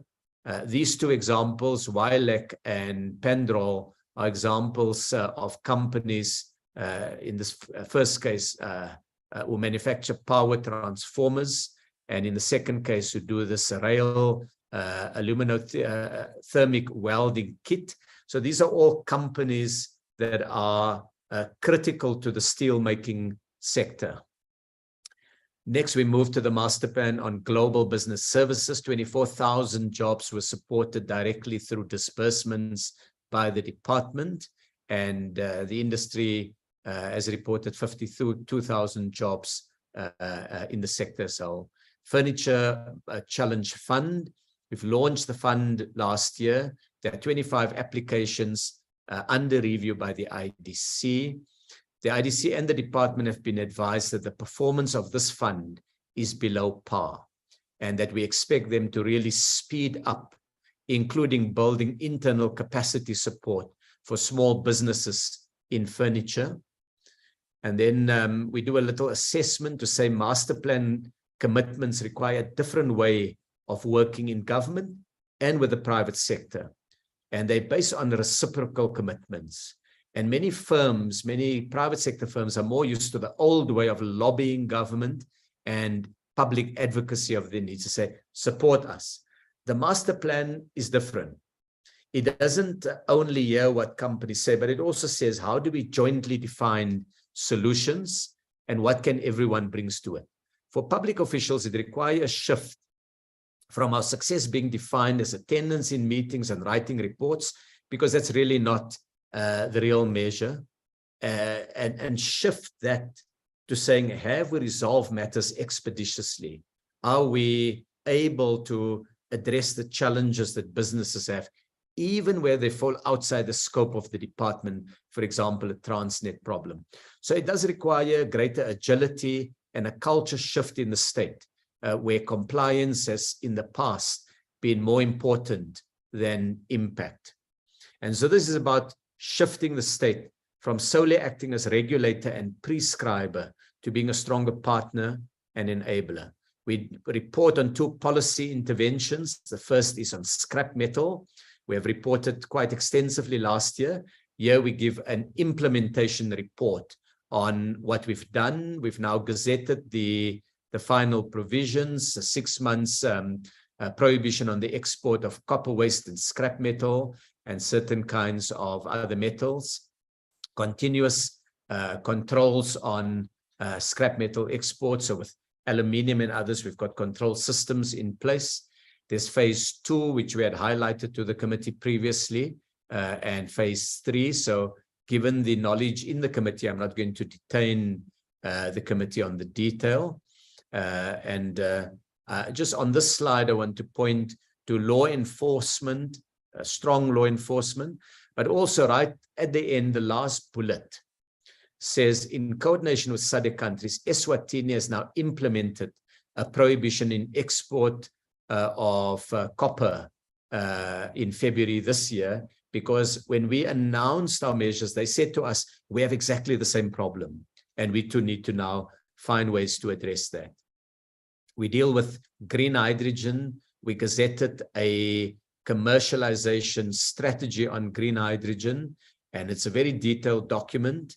And slide 143 gives the rationale why we're shifting to green hydrogen, and slide 144 provides a lot of the information in the commercialization strategy, and some of the projects like the Priska green ammonia project and the Sasolburg green hydrogen project that we're working on. Moving to competition and trade, the overview on trade and competition. There were some large mergers, the investigation into school uniform costs, small business measures, and trade measures. First, on Shoprite's acquisition of certain Massmart-owned stores. This came together in Q3. It was finally approved by the Competition Tribunal. An additional 18,500 jobs will be created over the next 5 years. There's significant employment protection for workers in the old Massmart stores. We also provide information on the transformation, the worker ownership, the localization, and the commitment to spend an additional 500 million annually on procurement, mainly of food that are imported at the moment. And they're going to reach this 500 million no longer than 5 years after merger approval. The next one is the Impala Platinum and Royal Bafokeng merger. It's a very interesting merger, but there is a challenge to the merger from another company. So we will have to see what happens here, but some significant commitments made here. There's a case study on the cost of school uniforms. I'm not going to go into the detail because I understand that Commissioner Doris Tsepe had an opportunity to brief the committee on this work. The guidelines on small merger notification that was issued on and came into effect on the 1st of December. A number of tariff measures we implemented. We've highlighted 6 of these. Rebate item on demineralized whey powder. It hasn't been used for 5 years, so we withdrew it. An amendment on the definition of value for volume assembly allowances. That's number 2. The third one is duty on fridges and freezers. Then an ITAC a guide on the use of temporary rebate facilities for the steel sector. Number 5 is on a rebate for outer rings of journal bearings that was referred back to ITAC. And number 6 was anti-dumping duties on stainless steel zincs from China. In this report, we tried to decode a little bit, what does this mean practically? So take an example of a rebate facility. There's a company called Gendermark Automation who benefited from this, and they're based in Gqeberha, and they supply the Audi A4 models in China and in Mexico with products made here in South Africa. So they were able to use a rebate facility where effectively they get they don't have to pay the import duty on products that are intended for export. There's a drawback facility. It's a similar concept where a company called Oriental Rubber was able to use this because they produce conveyor belts for the EU, South American countries, rest of Africa and Asia.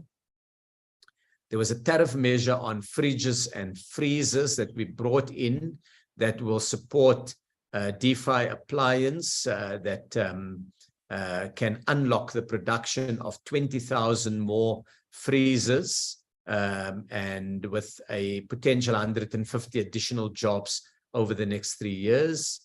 There's frozen vegetables. A company applied to ITAC to increase the duty on frozen mixed vegetables from 10% to 37%. I received the application, gave it some consideration, and then declined the recommendation and said we should not increase the duty. So sometimes we increase duties, for example, this instance of fridges and freezers, and sometimes we decline duties, as in this frozen vegetable case, depending on the impact.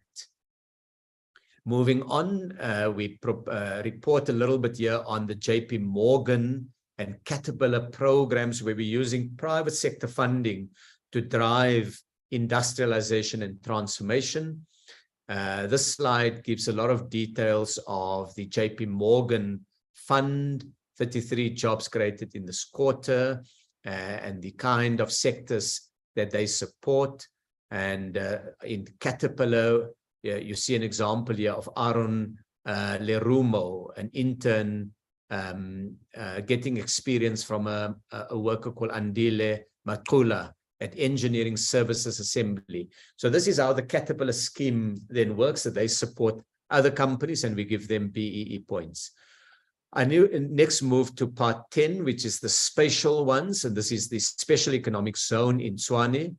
We have reported previously, but in Q3, we were able to have 10 factories operating, and here honorable members will see the first picture is August 2020 when the company did site clearance, in November when they had made some progress with it, in November 2021, just a year later when a lot of building had gone up, and in November 2022 when all companies that are operational had their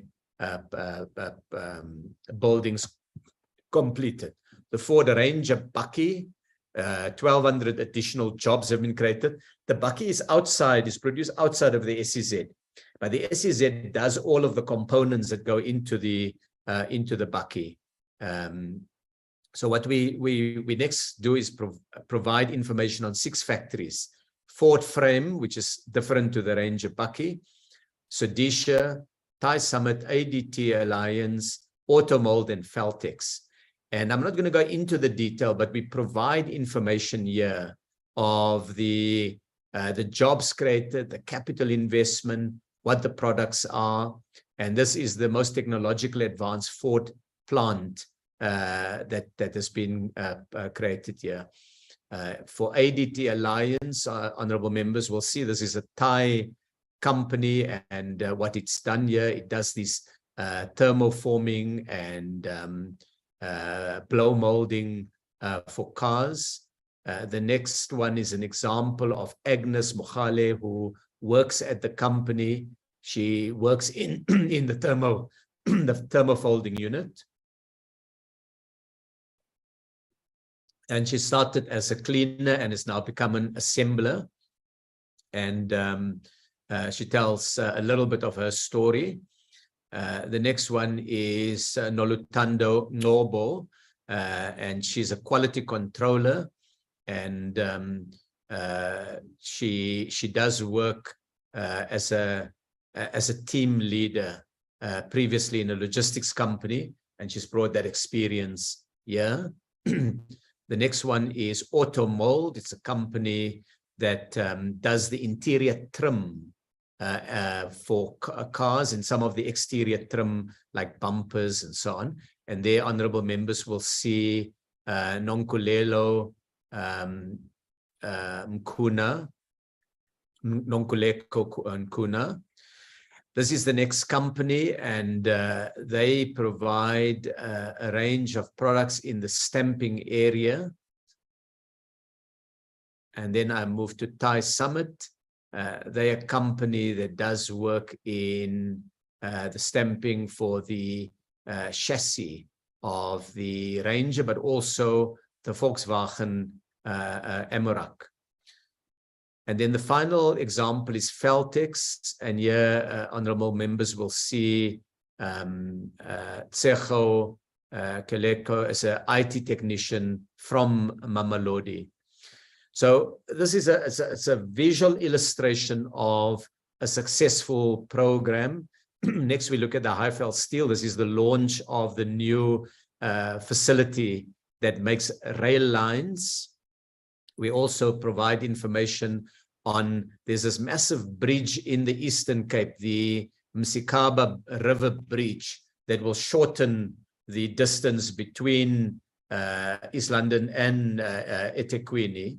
And that steel itself, that bridge, is being built in Mpumalanga, and then it will be transported to the Eastern Cape. There's also commodities where junior miners are supported on the Highveld Industrial Park. The Social Employment Fund has been driven by the IDC. They've received support from the presidency through the presidential initiative as part of the ERRP, that's Economic Reconstruction and Recovery Plan. They're targeting 50,000 participants a year. We launched the fund on the 3rd of June last year with 28 partners, and we're going to give examples of just 3 partners in this report. There are 44,000 people working in these 3 partners. This is just a quote from the opening, where we explain that the Social Employment Fund is a testing ground for how to support the social economy, to support and scale up the non-state sector. And this is about building bonds of solidarity in communities to deal with a range of problems. And I want to just briefly illustrate that Seriti does work in many different provinces, and they an agriculture and food security operation. So it's an agency that has a number of operations that enable South Africans to get exposure to agriculture and to farming more broadly. This slide shows the jobs in different parts of the country, many of the workers. And then this slide shows Malachi Ngwenya. She's 19 years old. She's from Standerton. And this is her first job since completing a matric. And she tells a story. So in many cases, it's the first employment opportunity that many people have. Ms. Khanyago from Motong Ranoto in Limpopo. She's widowed. She has 3 children. She points out how the funds from this project enables her to start her own business by planting crops and selling to local markets. Ms. Ngobo is a matriculant, and she tells the story of how this gives her a degree of financial independence by exposing her to this. Then we take a different project, Nal'ibali, which is an Eastern Cape based project, but it's also got operations in other parts of the country. And they employ people. Here's an example of Babalwa. She works on helping children.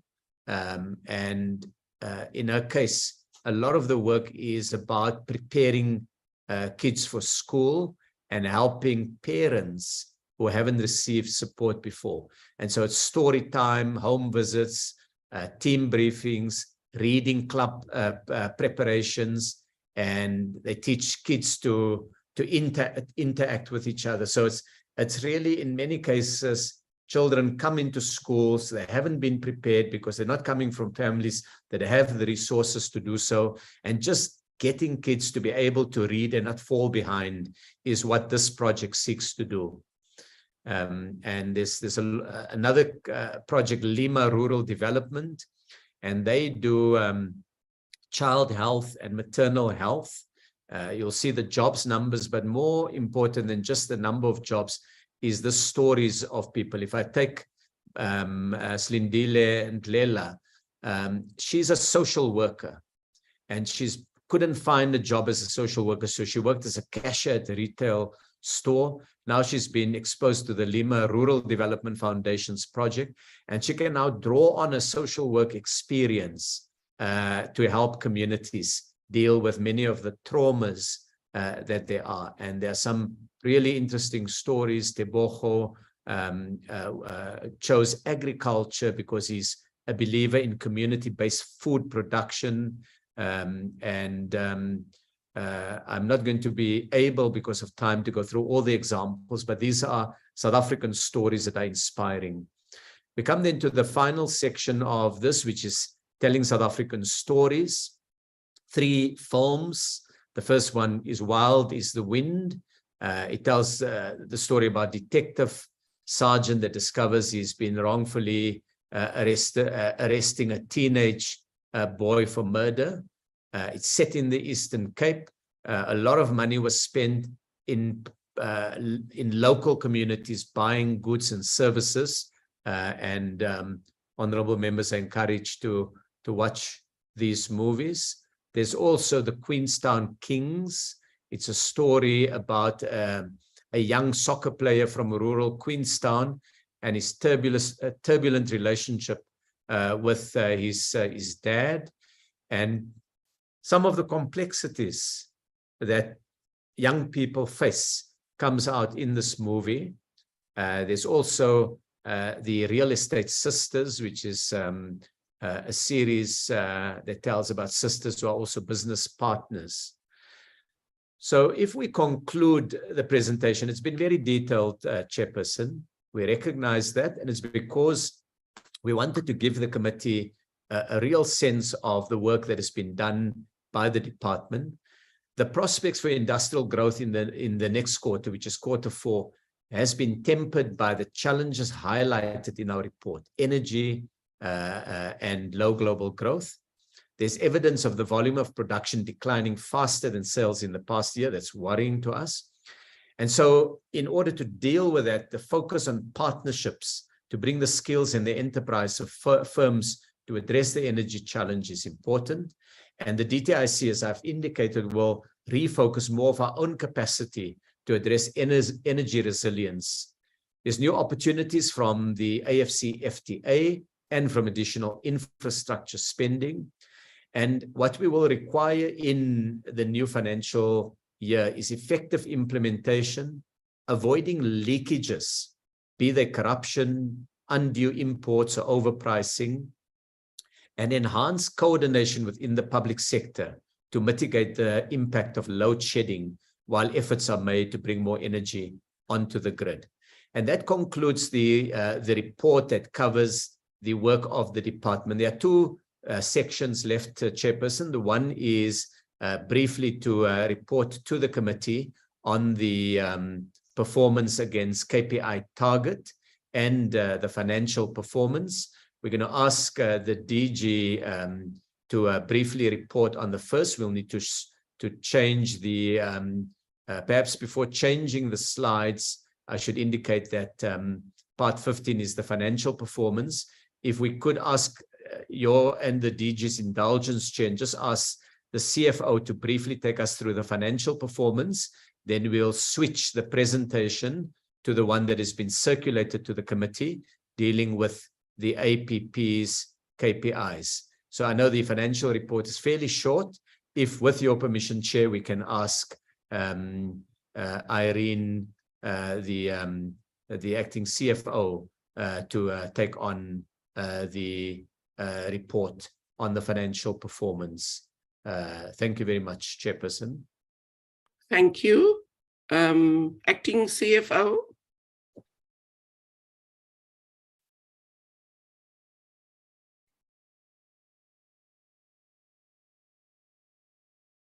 Ms. Ramaphosa, you may proceed.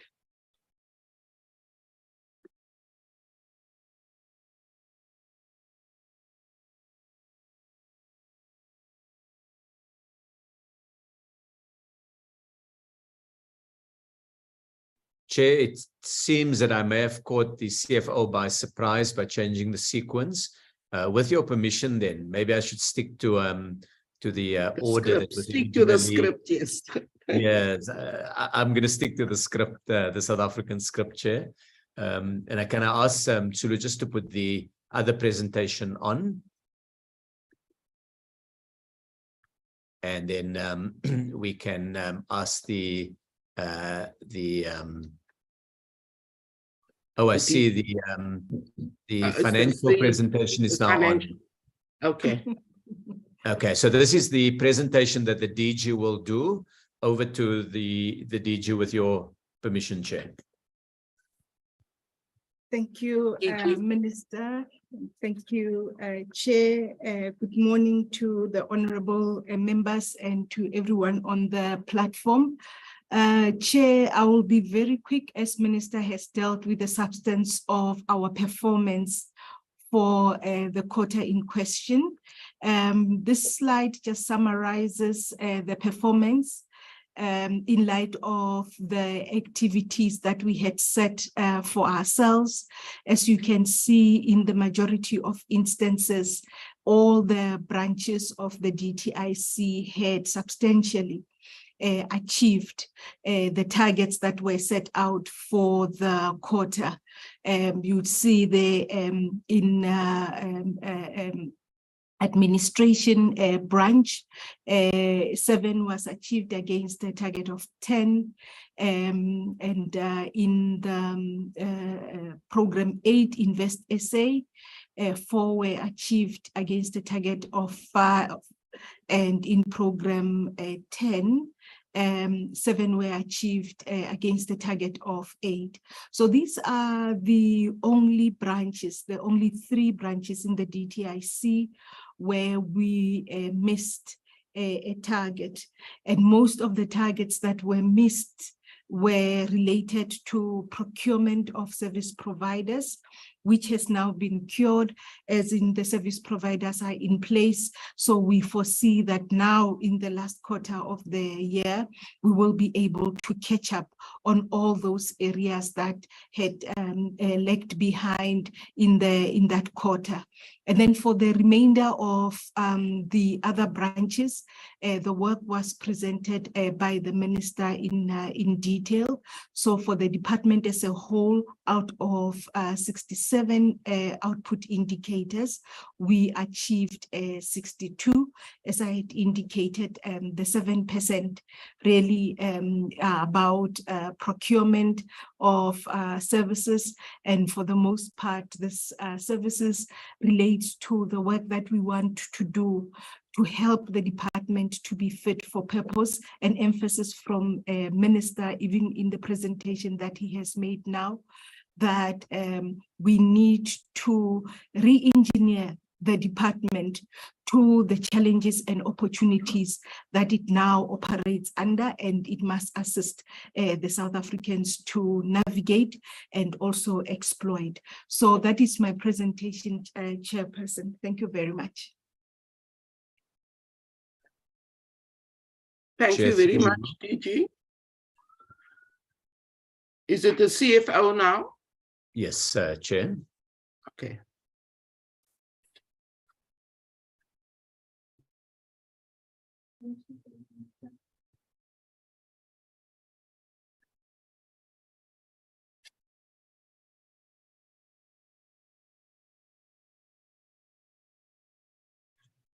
Oh, there we go.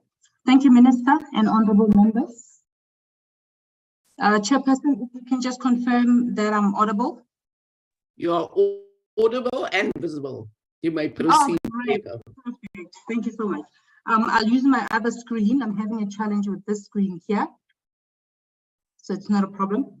Chairperson, I will take you through the financial information, performance for the department as at quarter 3. As at the 31st of December, Chairperson, we had spent 7.7 billion out of our adjusted allocated budget of 10.9 billion. That makes up 71%.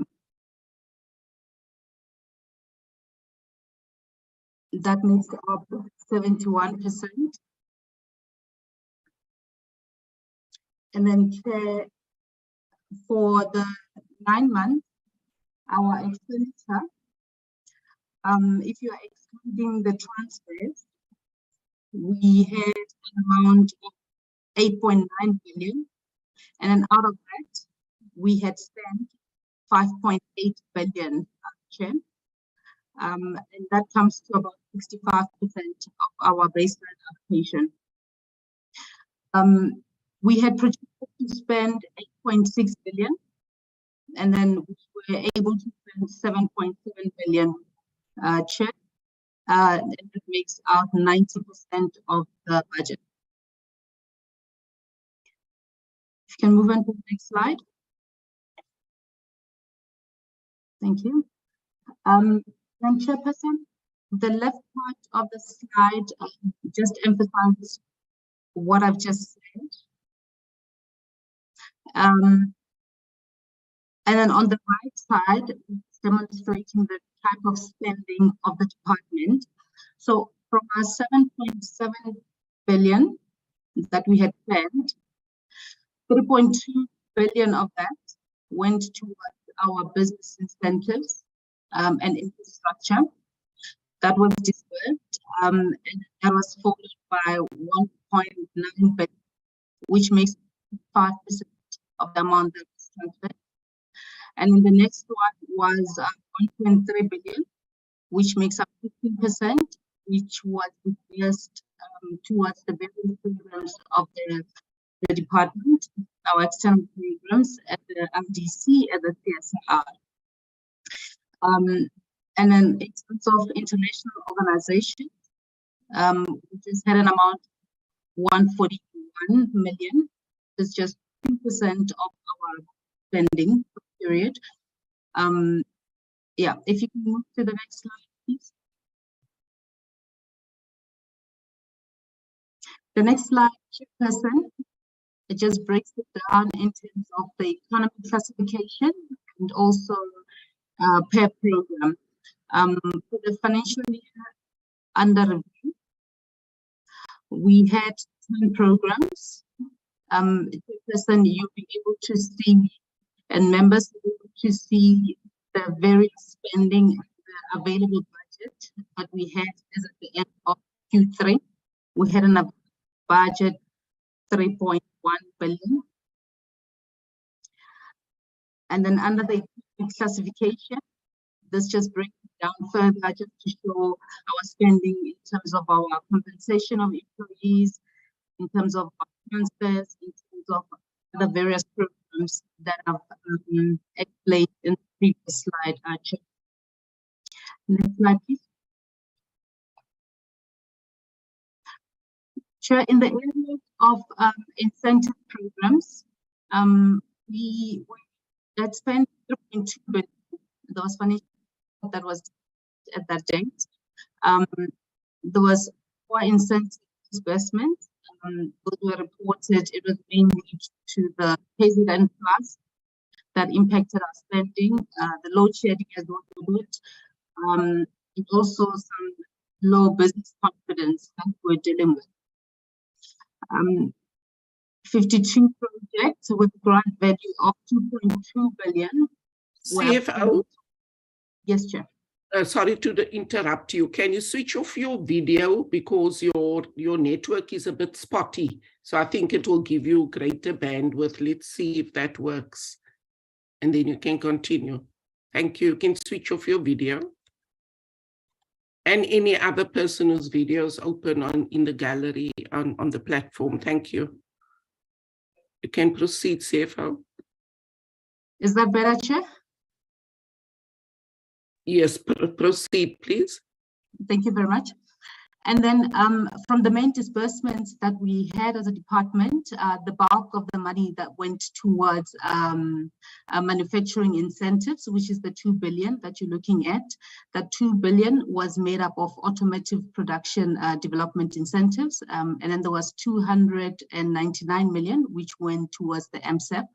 And then we also had 116 million, which went towards critical infrastructure. We also spent quite some money towards the global business services, that 442.7 million, and then we spent 278 towards our film and television. Next slide, please. Chair, we were aware, we looked at the fact that we didn't spend according to our what we had projected we would spend. So as a department, we took a deliberate decision to try and then reprioritize our funding towards programs that were moving and required funding urgently, which we needed to obviously disperse funds towards. The first key priority was the energy crisis. So there was 240.2 billion, which will be transferred now in March. We got that approval from National Treasury now. It'll be transferred to the IDC and the NEF that will be assisting with our energy crisis. And then the second one, Chairperson, is to support investment, which was made by automotive companies. And then that amount is about 1.2 billion. It includes the automotive, it includes black industrialists and agro-processing. 120 billion, which is the third one, will also be spent towards the global business services and the film incentives. 136 million will also be spent towards the critical infrastructure. So this slide here it's more forward-looking. So these are not the items that took place during the third quarter.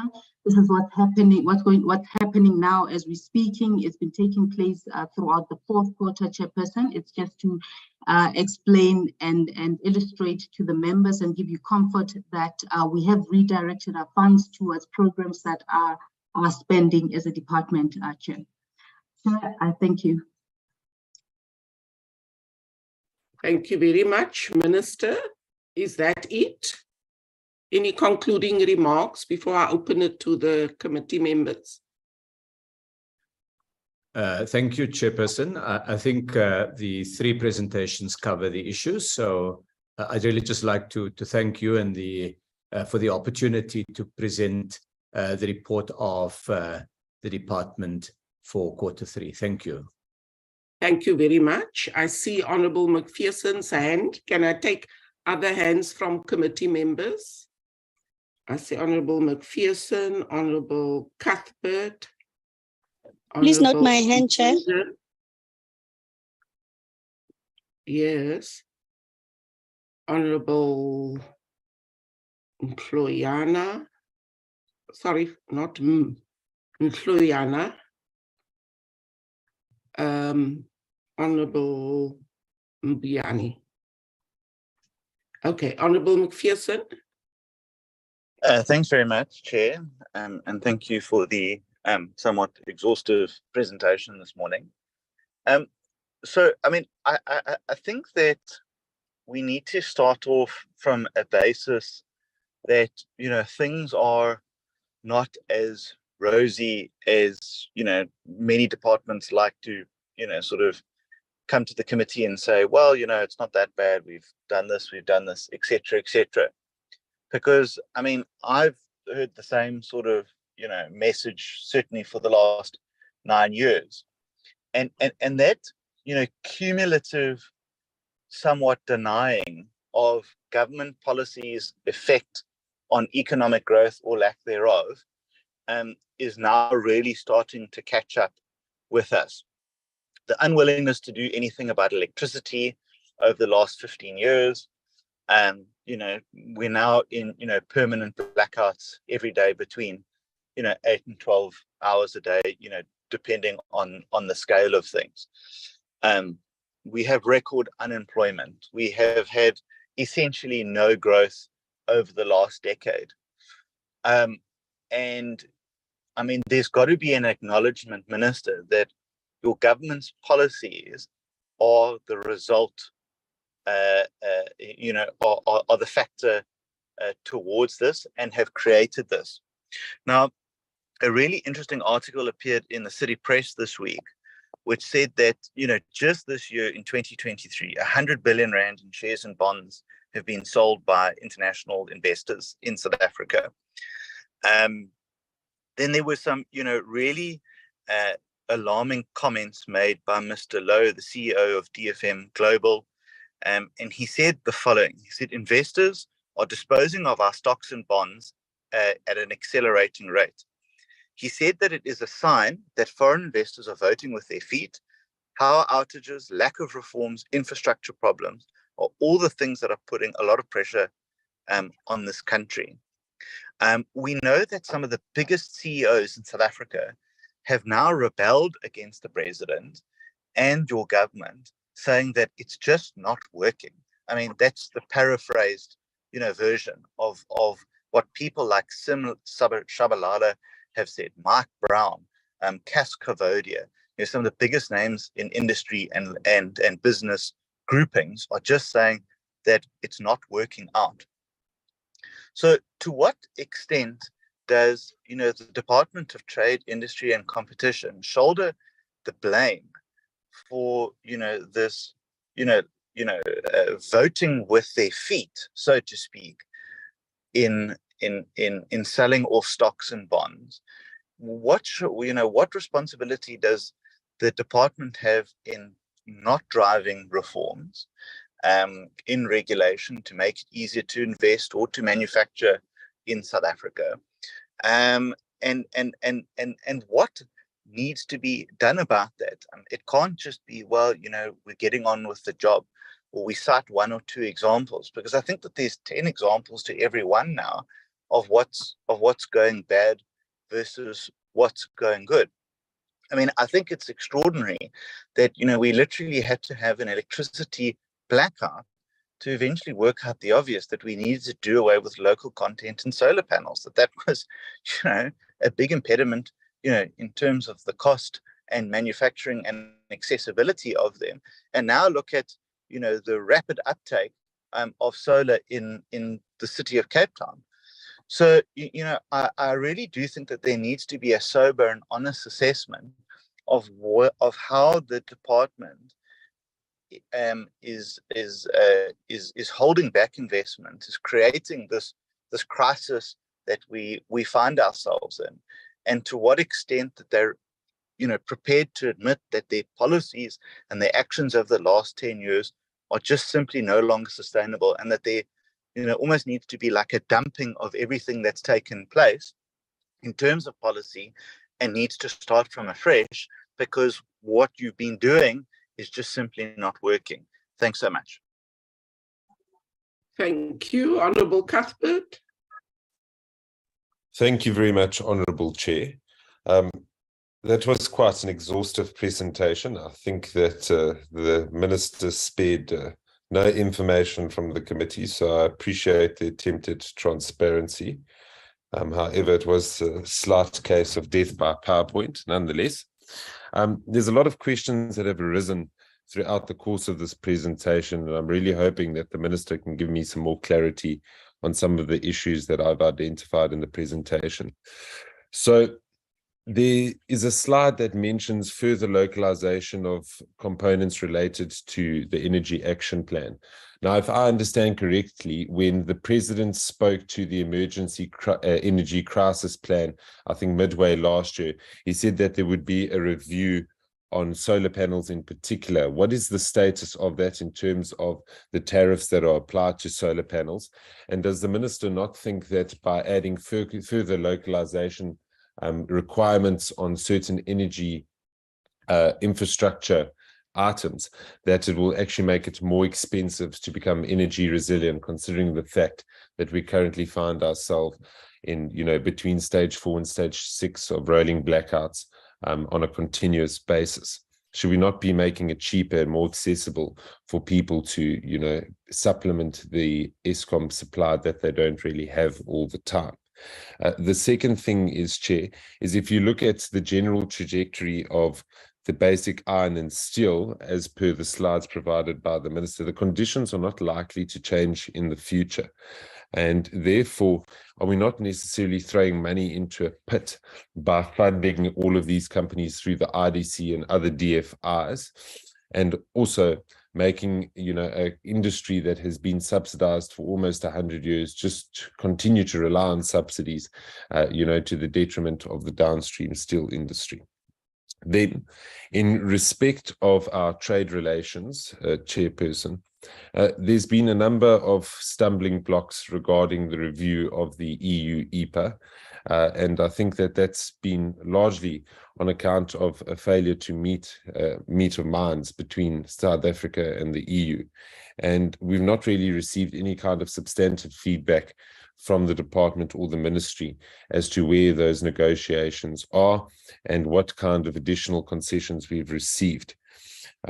We also are very concerned by the fact that with government's stance, particularly in terms of the Ukrainian-Russian conflict, we are putting at risk almost 30% of our total exports to both the US as well as the EU, at risk by virtue of the actions of the government. And surely from a pragmatic, realistic, realpolitik worldview, the minister would be advising other colleagues in the cabinet to adapt their approach and be more pragmatic, because I think it's very difficult to try and replace that 30% of exports that we have through the EPA and through AGOA. And we are not going to easily find any kind of replacements sometime soon. So I think that that poses a significant risk, and I'd like to get some assurance from the minister that the appropriate actions are taking place. I mean, particularly in light of AGOA, where we rely on AGOA significantly for our automotive exports, and that is one of the largest, line items that experiences usage through the AGOA agreement. And it's really our competitive advantage as a country. I think, the ministry as well as the department always cast it as a shining light in the industrialization program that they're running under the auspices of the department. And it'd be a real shame if we missed out on, further potential to expand that, or even to maintain what we already have if we lost, access to AGOA due to non-eligibility. So I would just like to understand where, government's head is at, and also if there's reports that could be shared with us, particularly the AGOA strategy. I believe that that's been with the minister for a number of years now. If you could make that document public and share it with the committee so that we can better understand what government's thinking is. The only line we've been fed thus far is to say that we're trying to renegotiate, inclusion into AGOA, and I don't think that that takes it far enough. So if we could get some more detail on that. The next question that I've got, Chair, is I've been told, and many other stakeholders in this sphere have been told, that the only reason that SCORE is able to make the kind of investment they are, and this we've been told by SCORE themselves, is because of the scrap metal ban. What would the minister do if the evidence and data points to the fact that the scrap metal ban has not in fact been effective in curbing the theft and vandalism of public infrastructure, considering the fact that a large investment by a private company as well as a DFI in the form of the IDC is now really reliant on that scrap metal ban as a protection measure against international competition? So I would just like to understand if the minister would be willing to review his decision if the indicators show that it has been ineffective. Then, Chair, just a couple of other issues. One is a question which I posed to the minister in September of last year. He promised me that I would be receiving supplementary responses to a parliamentary question regarding the National Lotteries Commission legal costs. I followed up continuously with his department to ask when I will be receiving this. I thought that the minister at the time was acting in good faith by saying he would provide this, but it's now almost 6 months later, and I've still not received those responses. And I think it's important in terms of transparency and openness that the minister comes forward and provides that information. To my understanding, that information was already available earlier in the year, but it's just not been made available to myself as a member of parliament. And I think that that is in itself very concerning. Chair, maybe two areas of agreement with the minister in terms of the false codling moth issue. I do hold the view, and we have spoken about this openly, is that we think that false codling moth is a non-tariff barrier. And, you know, once again, we seem to be falling victim to SP or SPS, and I use that in inverted commas, measures that are trying to, you know, eliminate our competitiveness in the citrus market. And I think that we need to continue to open up those channels of dialogue and communication with international partners to make sure that we are able to get over that. The enhanced cost, as well as the effect that that cold or that cooling mechanism has on our fruit, obviously degrades the quality of the fruit. And in an industry where we are becoming increasingly competitive, you know, being able to increase our level of exports to the likes of Southeast Asia and mainland Asia itself, I think it's really something that we've got to work on. And then I'm also glad to see that the ministers actually declined a tariff recommendation for a change. I think that's something that you know, is welcome. Not that it necessarily addresses all of our concerns with some of the protectionist measures we believe have been put in place where tariffs have been implemented, but I mean, I think it's good to show that at least the minister's trying in that sense. And then lastly, Chair, just regarding the Director General, I think it's almost 2 years that we've not had a permanent Director General, and we've had a slide section on governance and so forth at the various entities within the DTIC group, but we've received no concrete information as to what's happening with the DG. We've submitted written questions. We've been told, oh no, there's a, you know, recruitment process taking place. But surely you can't sit with an individual in the acting position for more than 2 years. They need to surely want to stamp their authority on the department, you know, in complementarity with the minister, set out their own vision and mission for the department.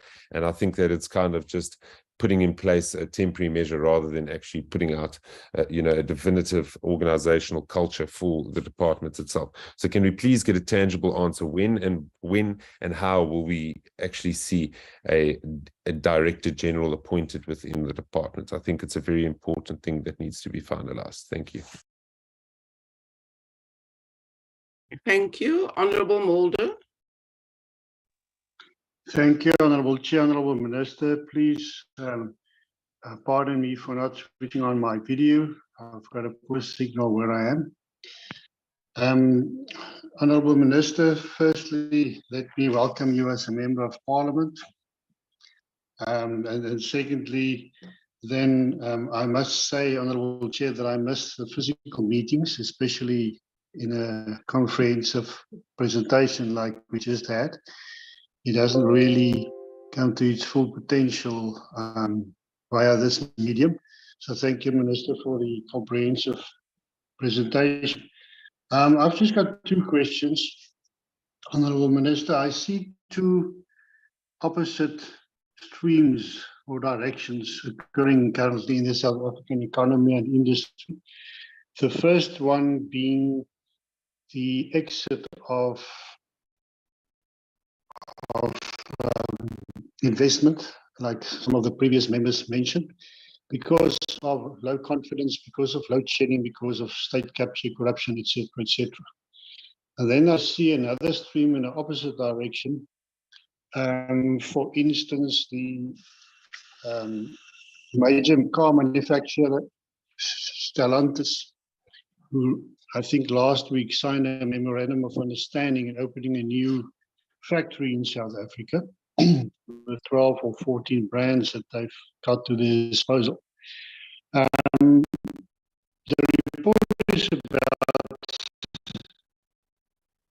history, but the future lies in front of us, and what we can't predict is actually what effect the ongoing load shedding is going to have on industry at large, and especially the motor vehicle industry.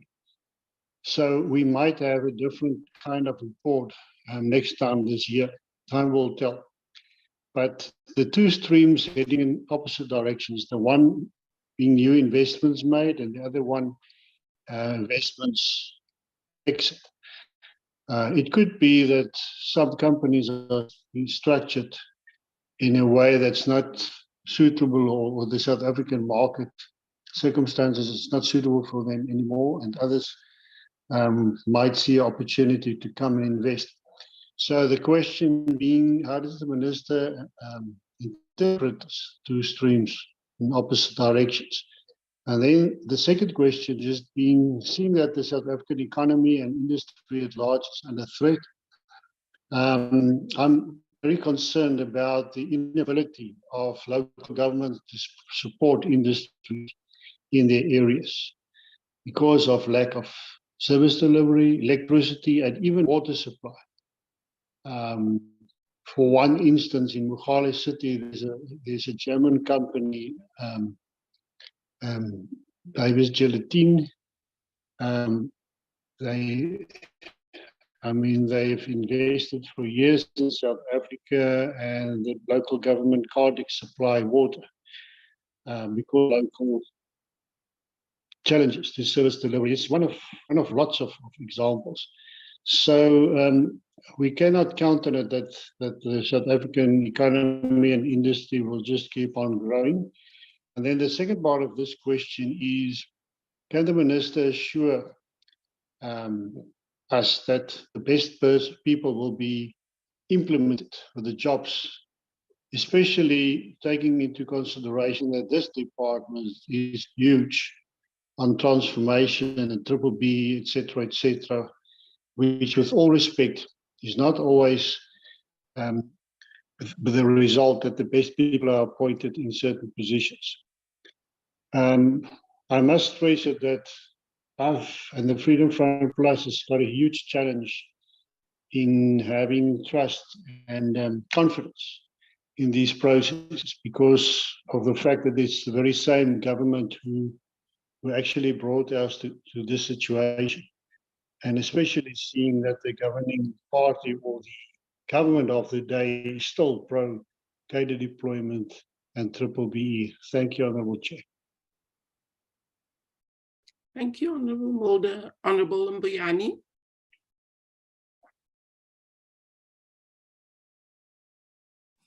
Thank you very much, Chairperson, for the opportunity. Let me first welcome the presentation by the Minister. It's very much elaborate and comprehensive and seeks to clarify the work of the department. Chairperson, we acknowledge the production milestone, more especially in terms of FAO and AMRAS.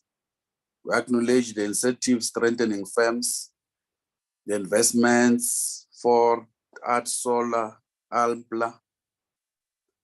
We also acknowledge the localization process that introduced ShopRite import replacement, that we will see our local people supplying those ShopRite shops, and also the industrial financing that assist our people, most the poor of the poorest. Chair, the exports and also shows that the department, the government, had to work to change the status quo in changing our lives of our poor people in deep rural areas.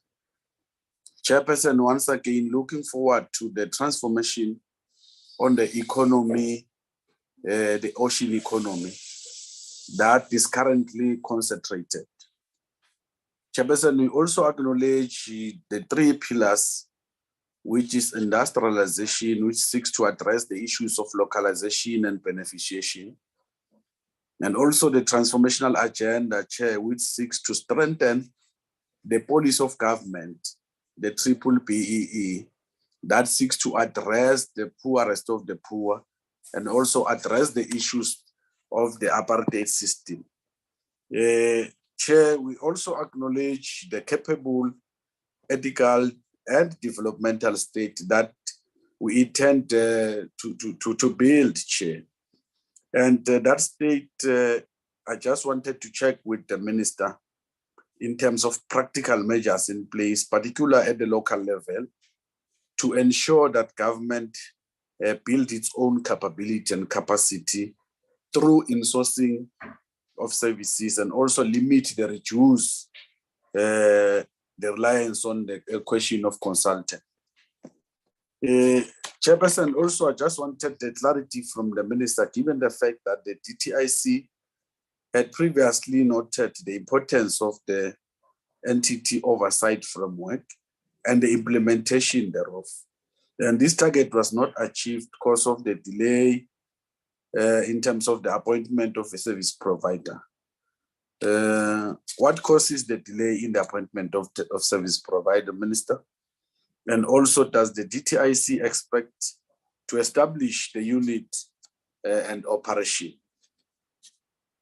I have also a clarity-seeking question in terms of the pieces, because we do have pieces of legislation that are being reviewed. I just wanted to check what are those pieces of legislation, and also what envisage time that these pieces of legislation will be reviewed in terms of what the minister has just explained. And also raise a clarity here in terms of the DTIC concern, explaining the reason for underexpenditure, more especially in one, administration, and also the 7, trade investment of South Africa.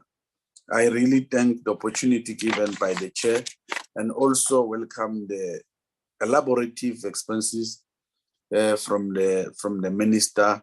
We have seen practical example that this government of the ANC has tried to build a capable state. Thank you very much, Chair.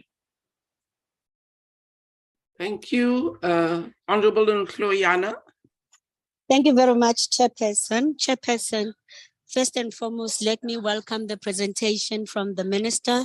It is nice to be back again to work with him as we work together in the economic development. One of the concerns that I seem to have, Chairperson, firstly, I will ask a question and then I'll also give my concern. The question that I want to ask the minister is that the trip to, I think it was to the Saudi Arabia, if I'm not mistaken.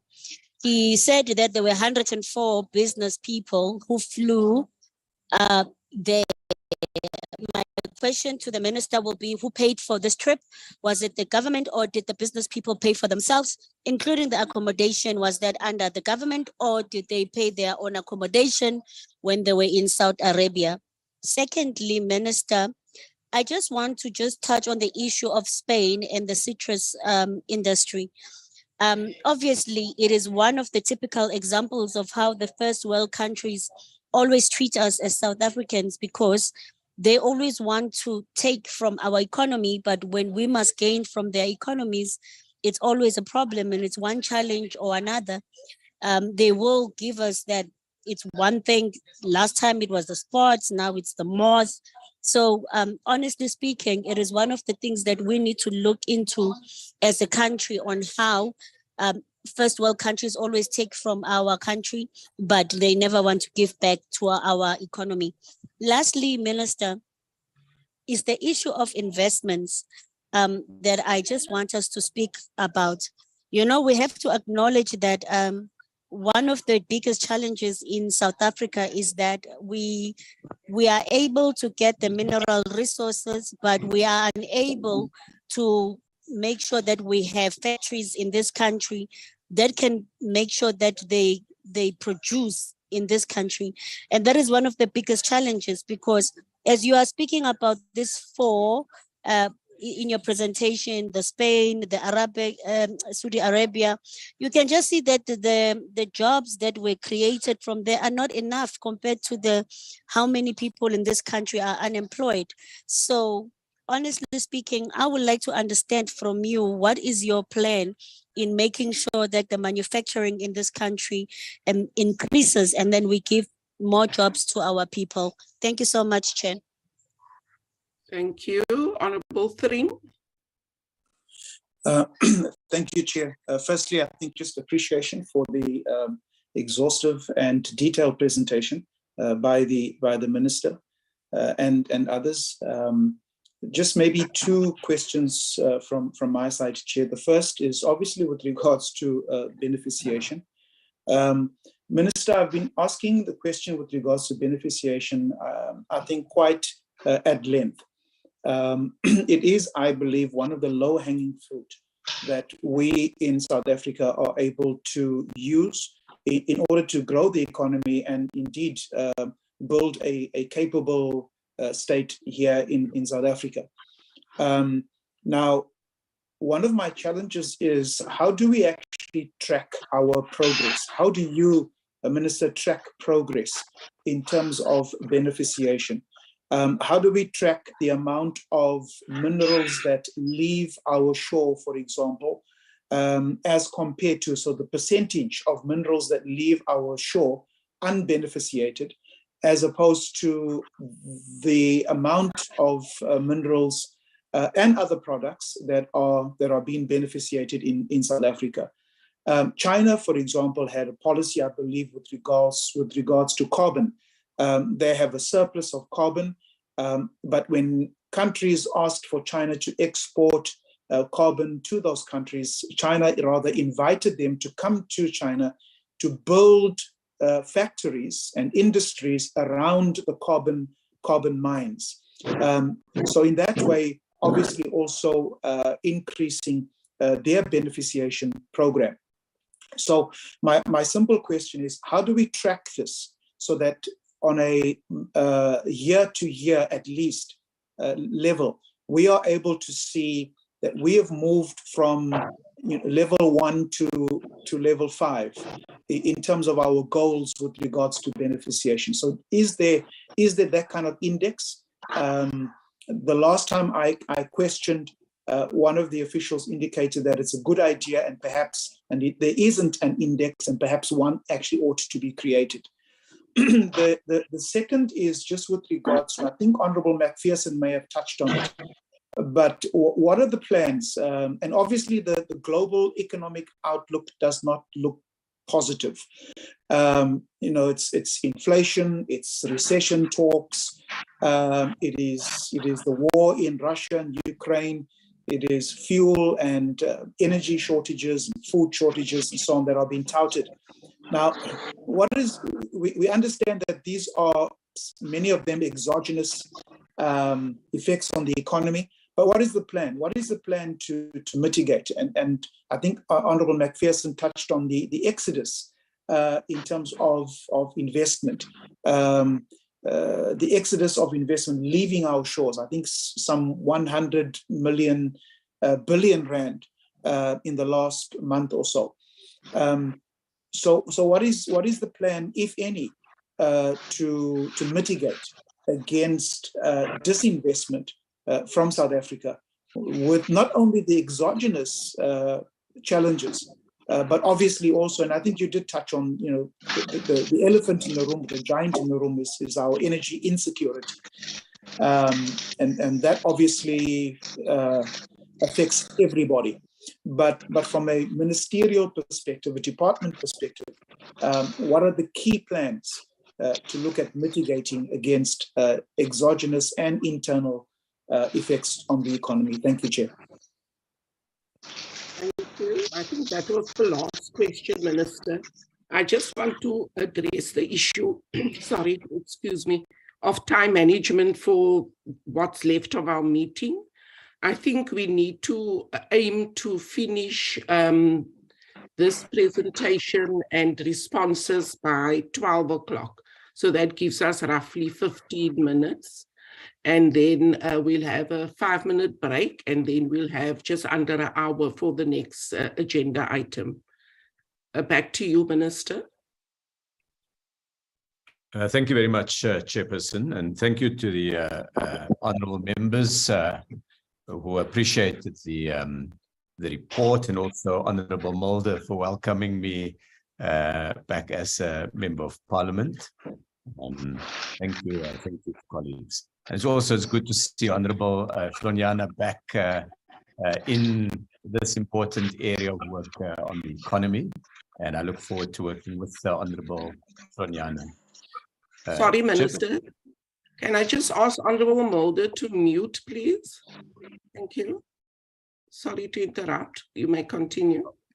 Thank you. Chairperson, I propose that with your permission, I would take all the international questions and respond to them during the presentation of the next presentation, which deals fortuitously with those matters, and then just deal with the rest of the issues that were raised. On the questions raised by Honourable McPherson, I thought largely Honourable McPherson had expressed his opinion on a range of matters, which he is of course entitled to. But he did raise the issue around the newspaper article, which Honourable Cuthbert had also picked up on, and Honourable Tringa also mentioned the newspaper article. And I thought it may just be useful to briefly indicate that any shift, any negative shift in investment is something that we should keep an eye on and we should be concerned about, because investment is a key driver of growth. And so having said that, what we tend to look at in the DTIC, there's a difference between portfolio flows, which is the shifts in the bond market and the share market on the one hand, and fixed investment on the other hand. So our focus has been largely on fixed investment and trying to get the stock of fixed investment up. The DTIC team did look at the investment flows on portfolios, which is what the article covered in the media, and they compared that to the Reserve Bank data.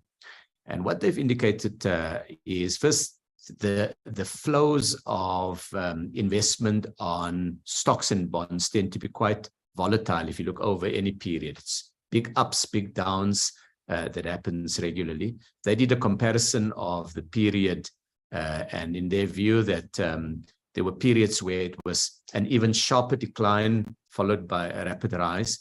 But having said all of that, for me, it still comes down to one fundamental issue. We've got to make South Africa an attractive spot for investment. And there's a price that we pay when there are energy shortages. It does show not only in the portfolio investment market, but it also is quite significant in the real economy and the fixed investment story for foreign investment.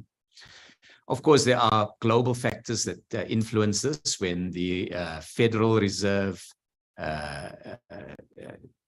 changes its monetary policy stance, you typically have either a massive inflow back to the United States of monies that have been in bond markets and sometimes in shares elsewhere in the world.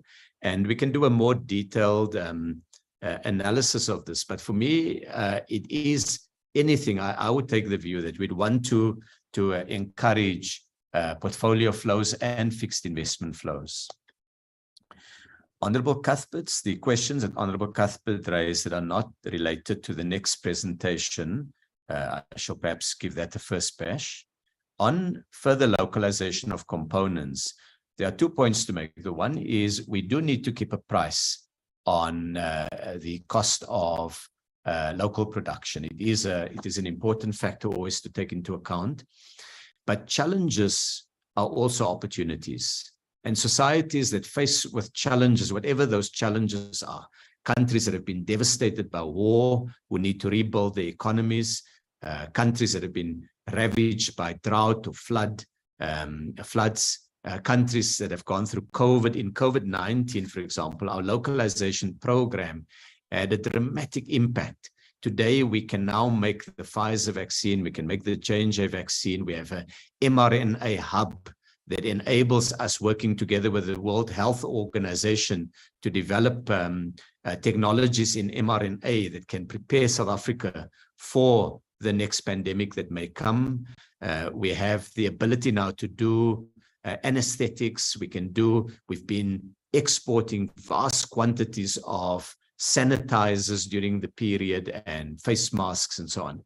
The point we make is that economic opportunities arise sometimes in the most difficult periods, and our job is to try to see how we can harness the creativity, the energy, the strength of our private sector, working in partnership with the public sector to industrialize off both good opportunities like the AFC FTA and challenges like the energy crisis to build economic output.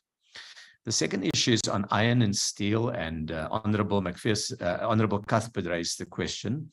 And what we do there, Honorable Cuthbert, is we take the view that we look at the short term and we look at the long term.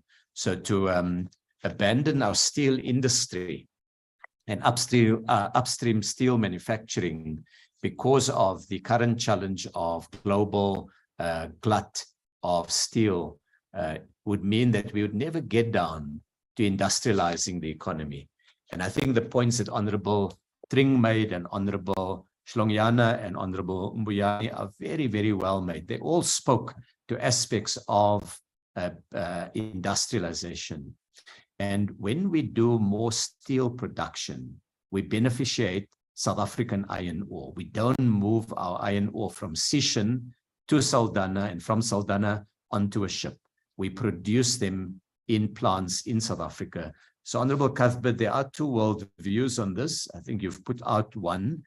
I would say Honorable Tring's points about beneficiation, Honorable Shlongyana's point about industrialization, and Honorable Mbuyani's point about industrialization would be more supportive of what we're doing on rebuilding South Africa's steel industry. I think I would have expected, Honorable Cuthbert, that you would celebrate with us that we're bringing more competition into the steel market. Instead of having one primary steel upstream producer, we now are opening up that market and bringing, facilitating the entry of more players. On the matter of scrap metal, we will always look at the data and the information available to us. At the same time, I would encourage Honorable Cuthbert perhaps to put more effort into supporting the efforts that we're making against scrap metal, because we need a full South African pull to try to act against these syndicates, these criminal syndicates that are rendering so much of our infrastructure unusable and are aggravating the energy crisis. So instead of us getting into a bun fight over the measures, I think support us on these measures, support the police and the law enforcement agencies on the actions they're taking, and we are able to win this battle, but it's going to take enormous effort. On the legal question, Honorable Cuthbert, I think it's a good question you asked. It was a pity that there was a tone that said the minister previously, we thought the minister was acting in good faith, but now. Honorable Cuthbert, I wish to just draw to your attention respectfully that the NLC used lawfare against the ministry, that the NLC used public money, enormous quantities of public money, to fight oversight by this ministry over their affairs. So I am even more interested than you would be in getting to the bottom of the legal costs, which lawyers were used, what was the briefs that were given to them, were those briefs legitimate, and were any of those expenditures properly authorized? Were those expenditures for a proper public purpose, or were they in defense of corruption? And so my interest in this is enormous. We have a new commissioner in place. She's just taken office earlier this year.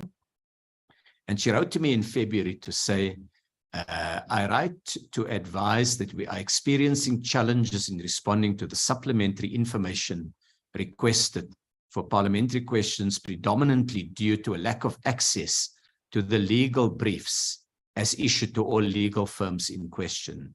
Additionally, there are capacity constraints within the legal division, as employees have either resigned or are on extended sick leave. We are attempting contacting the relevant law firms, but this has not proved successful in obtaining the relevant information. And then she asked for indulgence for an additional period.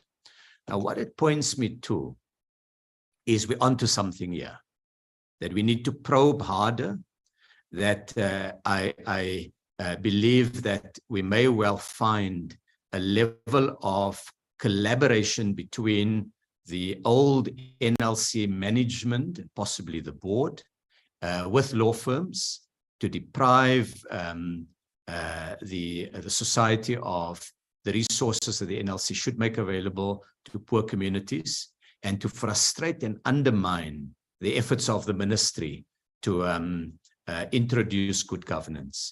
But I need to give the commissioner that opportunity, and the fact that files and so on have disappeared are all matters that I would hope she would report to the law enforcement agencies.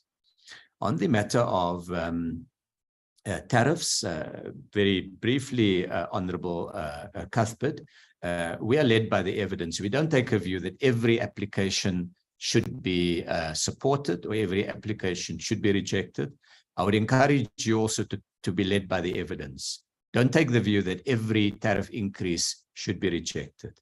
On the Director General, we have set up an interministerial committee. It did meet towards the latter end of this period, and we are continuing with this.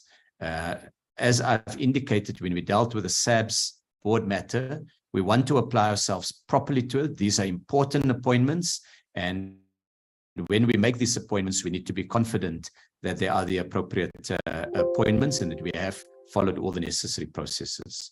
Honourable Mulder, thank you very much for your comments. You have raised, I think, quite an interesting thing, and you've drawn attention to what I think is an important reality, that in a complex environment where, as you say, we have significant challenges, both domestically and globally, we have contradictory trends on investment and, in fact, on other areas. We do need, I think this is the heart of our presentation today, it's infused with the energy issue.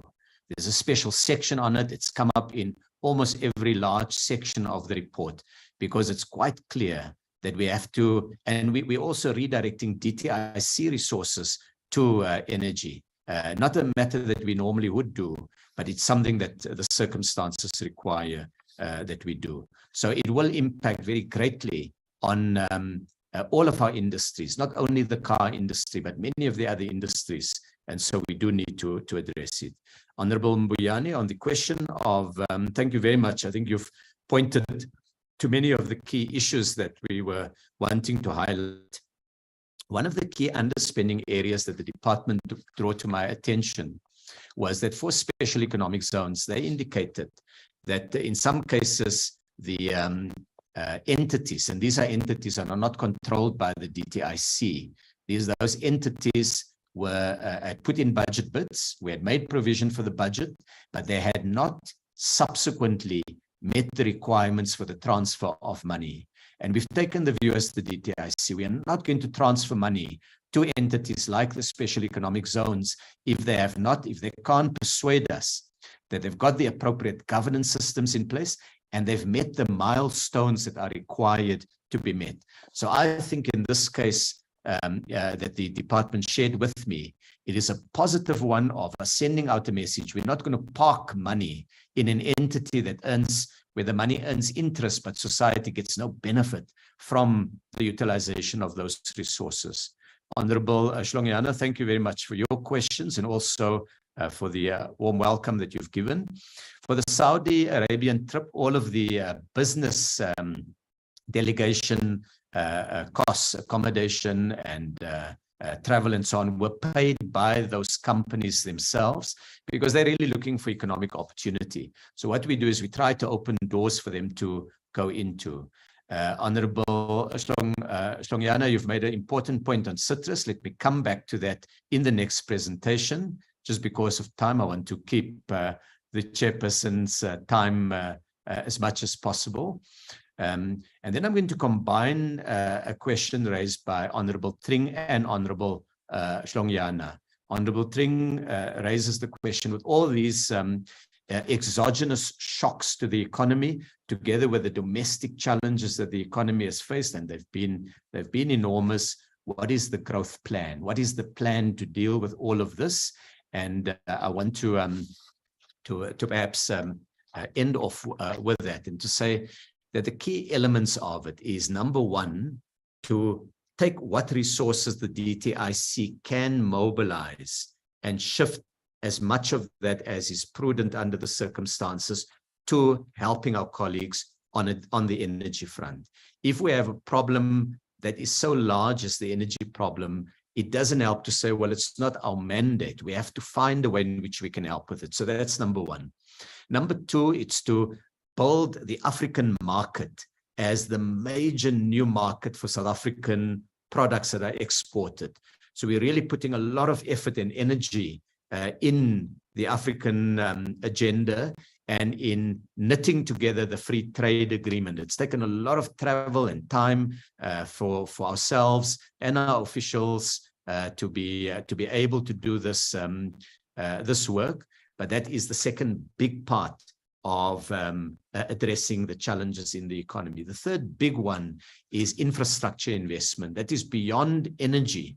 There are other gaps in infrastructure spending that are constraining the economy, particularly on transport logistics like ports and rail lines and so on, but also other areas of spending. We can do more on ICT, for example, because that's such a key area, and on water as another key area.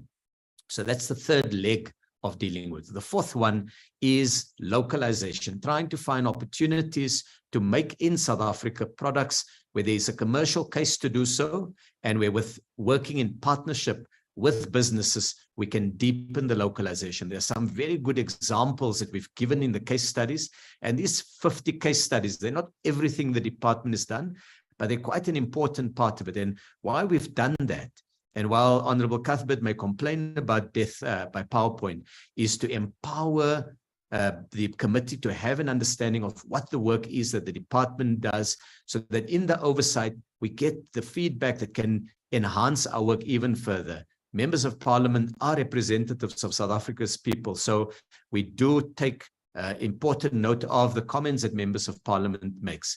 And so the point that was made by Honorable Mulder is really appreciated, that when we give these comprehensive reports, it's to ensure that the department is transparent about its work, and we are able to get the necessary feedback, and where we get it right, we appreciate the comments.